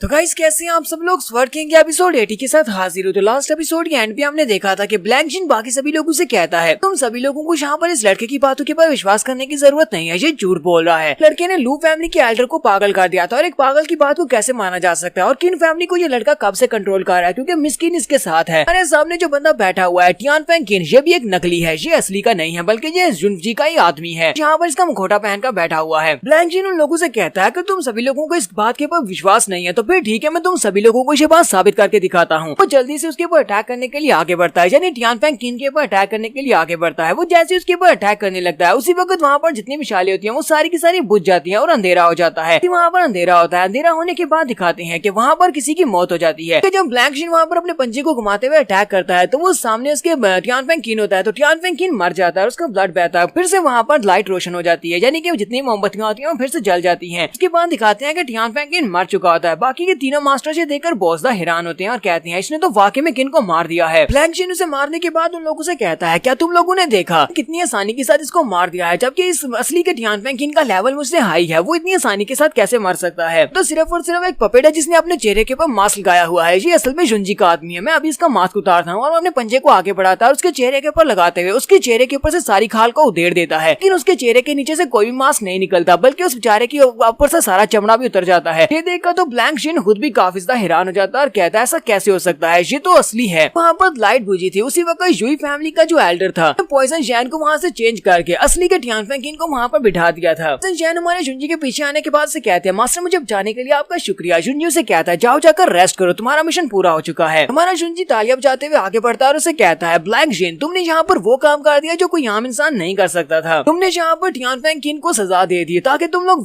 बाकी सभी को वार्निंग दे सको कि तुम लोग इनके साथ क्या कर सकते हो, तुम एक एक करके इन सभी को मार सकते हो। हू फैमिली और जाओ फैमिली के एल्डर भी काफी ज्यादा गुस्सा हो जाते हैं और कहते हैं, हाँ हमें वाकई में ये बात साबित हो गई है, इसने किन को मारकर ये बात साबित कर दी कि ये हमें भी मार सकते हैं। तो कहते हैं, ब्लैंक जिन तुम्हारी इस बात का क्या मतलब है, क्या तुम हमें भी कल को इसी तरह मार डालोगे? ब्लैंक जिन भी काफी ज्यादा घबराया हुआ होता है, वो कहता है, ऐसा कैसे हो सकता है, ऐसा बिल्कुल भी नहीं हो सकता। फिर साथ ही वो जुई फैमिली के एल्डर की तरफ देखता है और कहता है, ऐसा तो नहीं है कि जुई फैमिली के एल्डर ने सब कुछ किया हो। फिर साथ ही वो कहता है, नहीं, उनको तो टाई क्लैन वाले सपोर्ट करते हैं, फिर टाई क्लैन के लोग इस तरह का काम क्यों करेंगे, वो जुंजी के साथ नहीं मिल सकते। ऐसे यहाँ पर ऐसे कोई और गैस नहीं लगा सकता, क्योंकि पहली मैं जहाँ पर टियान फेंग किन को मारकर एक गलती कर चुका हूँ। जाओ फैमिली और सू फैमिली, ये दोनों फैमिलीज तो पहली जहाँ पर हमें अपोजिशन दिखा रही है, यानी कि ये हमारे खिलाफ होते जा रहे हैं। मैंने जहाँ पर जुई फैमिली को भी अपने खिलाफ कर लिया, तो फिर हम लोग बड़ी मुश्किल में पड़ जाएंगे। यहाँ पर जुंजी को यहाँ पर फ्रेम करना होगा। वो फिर से जुंजी की तरफ उंगली करता है और कहता है, मुझे लगता है कि यहाँ पर जुंजी ने सब कुछ किया है। जुंजी ने जब मैं टियान फेंग किन के ऊपर अटैक करा था, इसने लाइट्स को ऑफ किया और उसी वक्त बंदे को वहाँ से निकाल दिया, असली के टियान फेंग किन को वहाँ पर रख दिया। जुंजी से कहता है, ब्लैंक जिन तुमने यहाँ पर ये क्या कर दिया, तुमने टियान फेंग किन को मार दिया और उसके बाद अब सारा इल्जाम तुम मेरे पर लगाना चाहते हो। सभी लोगों ने अपनी आंखों से देखा है कि तुम्ही ने उसको मारा है, तुम्हें लगता है कि बाकी के सभी लोग अंधे हैं। मास्टर गू कहता है, यंग मास्टर हमें इस लड़की के साथ बहस करने की जरूरत नहीं है, हमारे लिए अब जहाँ पर सारी पिल्स का फार्मूला लेना ज्यादा जरूरी नहीं है, बल्कि इस लड़के को मारना ज्यादा जरूरी है। तो सबसे पहले इस लड़के को जान से मार डालते हैं। ब्लैंक जिन उसकी बात सुनने के बाद सोच रहा था, इसने बिल्कुल ठीक कहा, हमारे लिए यहाँ पर इस लड़के को मारना बहुत ज्यादा जरूरी है, ताकि हमारी ड्रीम फैमिली का जो प्लान है वो डिस्ट्रॉय ना हो सके। ब्लैंक जिन उन सभी लोगों से कहता कहता है तो मैं तुम सभी लोगों को अपनी ड्रीम फैमिली के बिहाफ पर एक बात बताता हूँ, अगर तुम सभी लोग यहाँ पर हमारी ड्रीम फैमिली के साथ काम करना जारी रखते हो तो मैं तुम्हें इस बात का यकीन दिलाता हूँ कि फ्यूचर में तुम्हें काफी सारा प्रॉफिट मिलेगा। लेकिन अगर तुम सभी लोग यहाँ पर मेरे खिलाफ हो जाते हो तो मैं तुम्हें एक और बात बता दूं, आज रात क्लाउड चू के साथ तुम सभी लोग भी यहाँ पर मारे जाओगे, तुम सभी का बिजनेस भी खत्म हो जाएगा। इसलिए यहाँ पर चुपचाप इस बात को जरा सोच समझ लो, सोच समझने के बाद ही फैसला लेना कि तुम लोगों को क्या करना है। हमारा शुनजी उसे कहता है मिस्टर जीन तुम क्या यहाँ पर हमारे साथ कोई मजाक कर रहे हो, तुम तो वैसे भी हम सभी लोगों को यहाँ पर मारने वाले हो। शुनजी कहता है तुमने यहाँ पर पांचों बड़ी फैमिलीज के हेड को बुलाया और साथ में मुझे बुलाया क्योंकि तुम्हारा प्लान ये था कि पांचों बड़ी फैमिलीज के हेड के साथ मिलकर तुम मेरे पास से सारी मेडिसिन के फार्मूलाज ले लोगे, के बाद तुम इस जहर मिली वाइन के साथ भी कुछ यहाँ पर मरवा डालोगे, इस तरह तुम्हें फायदा हो जाएगा और पूरे के पूरे बिजनेस के ऊपर ड्रीम फैमिली का कब्जा हो जाएगा। वो सभी लोग जल्दी से अपने हाथ से गिलासों को फेंक देते हैं और कहते हैं ऐसा कैसे हो सकता है, क्या वाकई में हमारी वाइन के अंदर पॉइजन है। सबसे पहले मास्टर जाओ अपने ग्लास को फेंकते हैं तो उसके अंदर वाकई में पॉइजन होता है। वो कहते हैं ये तो वाकई में इसके अंदर पॉइजन है, इसके अंदर तो जिनसेंग गू का गोस्ट कोल्ड पॉइजन है, ये तो अपने पॉइजन को यूज करके हमें मारना चाहता है। जिनसेंग गू भी इस बात से काफी ज्यादा हैरान हो जाते हैं। मास्टर सू भी चलाकर उनसे कहते हैं तुम दोनों यहाँ पर कर क्या रहे हो, हम लोग ड्रीम फैमिली के लिए सब कुछ कर रहे हैं, हमने बहुत ज्यादा मेहनत की, तुम लोग यहाँ पर हमें पॉइजन देकर मारना चाहते हो, तुम्हें अपना फायदा मिल गया और उसके बाद अब तुम हमें रास्ते से हटाना चाहते हो। मास्टर गू लोगों से कहते हैं मैंने यहाँ पर इस वाइन को खुद भी पिया है, तो अगर मैंने यहाँ पर इस वाइन को पिया है मतलब यह है कि इसके अंदर पॉइजन नहीं है, तो फिर मैं यहाँ पर पॉइजन क्यों डालूंगा। शुनजी कहता है मुझे लगता है कि एल्डर गू आपने पहले से यहाँ पर एंटीडोट की दुआ ली होगी क्योंकि आपने एंटीडोट लिया हुआ है, इसी वजह से पॉइजन वाइन को पीने के बाद भी आपको कुछ भी इफेक्ट नहीं पड़ा, हम लोगों ने भी आपको देखकर इस वाइन को पीना शुरू कर दिया। एल्डर गू कहते हैं यहाँ पर कुछ ना कुछ तो गड़बड़ है, वाइन के अंदर तो वाकई में मेरा ही पॉइजन है, लेकिन ये पॉइजन किसने डाला होगा। उनकी नजर वहाँ पर शुई कियान के ऊपर पड़ती है। कहते हैं मुझे यहाँ पर जितना याद है यहाँ पर सिर्फ और सिर्फ एक ही बंदा ऐसा कर सकता है, शुई कियान है, क्योंकि शुई कियान वहाँ पर पहले नहीं थी। जल्दी से अपनी मास्टर स्पिरिट को रिलीज करते हैं और अपनी मास्टर स्पिरिट के साथ शुई कियान के ऊपर अटैक कर देते हैं। शुई कियान कहती है ये तो बहुत ही बुरा है, इनको पहले से पता चल चुका है कि मैंने जो किया है, कि अटैक को वहाँ पर ब्लॉक कर दिया, लेकिन वो पीछे की तरफ गिर जाती है। एल्डर गू से कहते हैं तुम्हारी हिम्मत कैसे हुई, तुम गद्दार लड़की, तुमने हमें धोखा दिया है, लगता है कि यहाँ पर इस वाइन के अंदर तुमने पॉइजन डाला है। तो शुई कियान उनसे कहती है जी आप किस तरह की बात कर रहे हैं, मैं ऐसा क्यों करूंगी, मैं भी ड्रीम फैमिली की एक स्टूडेंट हूँ, मेरे पर शक कैसे कर सकते हैं। लगता है कि आप यहाँ पर क्लाउड चू के बिछाए हुए जाल में फंसते जा रहे हैं, उसने ये सब कुछ किया और वहाँ पर हमारे दरमियान फाइट करवाना चाहता है। चिन्नई लू भी भागता हुआ शुई कियान के सामने आकर खड़ा हो जाता है और कहता है मास्टर प्लीज रुक जाएं। आज ये बात वाकई में सच है कि शुई कियान जुंजी को जानती है, ये दोनों बचपन में एक दूसरे के दोस्त थे, लेकिन अब इन दोनों की आपस में दुश्मनी है और ये दोनों एक दूसरे को देखना पसंद नहीं करते। पर से मैं सारा वक्त इस लड़की के साथ था, फिर ये लड़की आपकी वाइन के अंदर पॉइजन कैसे डाल सके, इसने ये सब कुछ नहीं किया। चिन्नई लू मास्टर गू से कहता है मास्टर क्या आप इस बारे में भूल चुके हैं, इसी लड़की ने अपने मुंह के रास्ते से स्पिरिट ईटिंग वर्म को शुंजी के मुंह में डाला था ताकि उसको मरवाया जा सके, फिर ये इस लड़की की हेल्प क्यों करेगी। मास्टर गू भी उसकी बात सुनने के बाद गुस्सा हो जाते हैं और उसे एक जबरदस्त थप्पड़ मारते हैं और कहते हैं बेवकूफ अपना मुंह बंद करो, जहाँ पर सभी के सामने ये बात क्यों कर रहे हो। चिन्नई लू उड़ता हुआ पीछे वाली दीवार के साथ जाकर टकराता है, जैसे वो दीवार के साथ जाकर टकराता है तो उसके बेचारे का सर फट जाता है और काफी सारा ब्लड बहता है, उसके दांत भी टूट जाते हैं और वहीं पर गिरकर बेहोश हो जाता है। क्योंकि सभी लोग भी कहते हैं एल्डर गू बहुत ज्यादा पावरफुल है, हम सभी मिलकर भी इसका मुकाबला नहीं कर पाएंगे, लगता है कि आज हम सभी फैमिली मेंबर्स को यहीं पर मरना पड़ेगा क्योंकि हम लोग इसका मुकाबला नहीं कर सकते, अब हम लोग क्या करेंगे। तो शुई कियान भागती हुई अपने बॉयफ्रेंड के पास चली जाती है, जबकि मास्टर गू कहते हैं लू एक बेकार इंसान था, मैंने उसको सारी सच्चाई बताई थी लेकिन वो सच्चाई को दबाकर नहीं रख सका, बेकार बच्चे ने भी यहाँ पर सारी की सारी सच्चाई को उगल दिया, तुम सभी लोग बिल्कुल बेकार हो, तुम सभी लोगों को जिंदा रखने का कोई भी फायदा नहीं है। और चुंजी से कहते हैं चुंजी मुझे इस बात को तो मानना पड़ेगा, तुमने यहाँ पर वाकई में ये सब कुछ बहुत ही अच्छे तरीके से किया है, तुमने प्लान बनाकर ये सब कुछ किया और तुम इस लेवल तक पहुंच चुके हो जहाँ पर तुम्हें सच्चाई का पता चल चुका है और तुम पांचों बड़ी फैमिलीज के हेड्स को भी अपने साथ मिलाने के लायक हो चुके हो। साथ ही वो अपनी पावर्स को रिलीज करते हुए एक स्पेशल स्किल को रिलीज करते हैं और कहते हैं लेकिन अभी तक ये बात डिसाइड नहीं हुई कि हम दोनों में से कौन यहाँ पर विनर बनने वाला है, किसको यहाँ पर ये मौका मिलेगा। अपने स्पेशल स्किल को यूज करता है तो उसके अंदर से बहुत सारे सोल्जर्स निकलते हैं जो कि एनर्जी से बने होते हैं, उनके पास उनके भाले होते हैं। ये सभी लोग उनको देखकर काफी घबरा जाते हैं और कहते हैं ये तो ड्रीम फैमिली का एक अल्टीमेट वेपन है, इसको ड्रीम ब्लड राइडर कहते हैं। मास्टर गून लोगों से कहते हैं लगता है कि तुम्हें इतनी सारी इन्फॉर्मेशन तो है कि इनको क्या कहते हैं, इनको ड्रीम ब्लड राइडर कहते हैं, ये हमारी ड्रीम फैमिली का अल्टीमेट वेपन है। ब्लड राइडर्स को अपने आप को जिंदा रखने के लिए ब्लड की जरूरत पड़ती है, तो आज रात ये तुम सभी फैमिली मेंबर्स को मारकर तुम सभी का ब्लड पिएंगे जिससे ये आगे भी अपने आप को पावरफुल बना सकेंगे। मिस कीनो से कहती है लगता है कि ये लोग पूरी तैयारी के साथ यहाँ पर आए हैं, तो अब हम लोग आगे क्या करेंगे। जुंजी से कहता है तुम्हें घबराने की जरूरत नहीं है, क्या तुम हमारे ट्रम्प कार्ड के बारे में भूल चुकी हो, अगर वो यहाँ पर आ गए तो ये सभी लोग तो मेरे सामने घुटने टेक देंगे। तो जुंजी सोच रहा होता है जब तक मैं यहाँ पर अपने आप से फाइट को हारने के कगार पर नहीं होता तब तक मैं मास्टर जिन को यहाँ पर बिल्कुल भी नहीं बुला सकता। मुझे यहाँ पर चेक करना है कि आज ये कितने ज्यादा पावरफुल है, क्या मैं इनके साथ फाइट करके फाइट को जीत सकता हूँ। तो हुडी साहब वो चिल्लाकर अपने दोस्त ब्लैंक जिन से कहता है क्या तुम वाकई में यहाँ पर हम सभी को मरवाना चाहते हो, क्या तुम कैसे ही चाहते हो। तो ब्लैंक जिन उन लोगों से कहता है मैंने यहाँ पर तुम लोगों से कहा ना कि हमारी फैमिली के लिए जो भी कुछ करके दिखाएगा वो हमारी फैमिली का हिस्सा बन सकता है। तो अगर तुम लोग यहाँ पर जुंजी को मारने में मेरी मदद करते हो, जुंजी को मार डालते हो, हमारे लिए ड्रीम फैमिली के दरवाजे खुले हैं, तुम ड्रीम फैमिली में आ सकते हो। तो फैमिली का यंग मास्टर जल्दी से अपनी पावर्स को रिलीज करते हुए उनके ऊपर अटैक कर देता है और कहता है बकवास बंद करो, हमें तुम्हारी ड्रीम फैमिली के साथ नहीं होना, मुझे जल्दी से वो एंटीडोट दो, तुमने हमें वाइन में पॉइजन मिलाकर पिलाया है, हमें उसका एंटीडोट चाहिए। बूढ़ी जाओ भी जल्दी से अपने ड्रम्स को रेडी कर लेता है और कहता है मुझे भी अफसोस के साथ कहना पड़ रहा है कि मुझे भी अब ड्रीम फैमिली में कोई भी इंटरेस्ट नहीं रही, तो जल्दी से वो एंटीडोट हमारे हवाले करो। फ्लैंकशीन आके हंसना शुरू कर देता है और कहता है लगता है कि तुम सभी लोग मेरे खिलाफ होना चाहते हो, क्या तुम लोगों को वाकई में लगता है कि तुम लोग अगर जुंजी की साइड के से फाइट करोगे सभी लोगों के पास जीतने के चांसेस है, क्या तुम्हें लगता है कि तुम सभी लोग यहाँ से जिंदा बाहर जा पाओगे? साथ ही अपने पास से क्रिस्टल निकालता है, ये वही क्रिस्टल है जिसको यूज करते हुए जुंजी की बॉडी के अंदर से बीस्ट फायर को निकाल सकता है। कहता है जुंजी अगर मैं तुम्हारे पास से बीस्ट फायर को वापस खींच लेता हूँ तो तुम अभी यहाँ पर मर जाओगे, फिर जुंजी के पास उसकी पावर्स ही नहीं रहेंगी और जुंजी यहाँ पर मर जाएगा तो तुम लोग सभी लोग मेरे सामने कुछ भी नहीं हो, तुम सभी लोग अपनी पावर्स के साथ मुझे नहीं हरा सकते। क्रिस्टल के अंदर से एनर्जी रे निकलती है जो कि सीधी जाकर जुंजी के माथे पर लगती है। जुंजी वहाँ पर सीधा खड़ा हो जाता है। सभी लोग जो देख रहे होते हैं कि यहाँ पर क्या होने वाला है वो काफी ज्यादा घबरा जाते हैं। जुंजी अपने माथे के ऊपर हाथ रखता है, कहता है ये क्या, यहाँ पर तो कुछ भी नहीं हुआ, मुझे कुछ भी महसूस नहीं हो रहा। देखने के बाद ब्लैंक शीन वहाँ पर एक चीख मारता है, कहता है ऐसा कैसे हो सकता है, ये बिल्कुल इम्पॉसिबल है। डैड ने मुझे जो क्रिस्टल दिया था और कहा था कि इसको यूज करते हुए जुंजी की बॉडी के अंदर से बीस्ट फायर को निकाल लेना, लेकिन बीस्ट फायर तो निकली ही नहीं। उस क्रिस्टल के ऊपर लिखा होता है कि हमें इस लड़के की बॉडी के अंदर कोई भी बीस्ट फायर नहीं मिली, तुम दोबारा से स्कैन कर सकते हो। तो यहाँ पर हम लोग अपनी एपिसोड 80 का एंड करेंगे। एपिसोड की एक्सप्लेनेशन अच्छी लगी हो तो कमेंट करके जरूर बताइएगा। चैनल को सब्सक्राइब कर दे, वीडियो को लाइक और शेयर कर दे। शुक्रिया।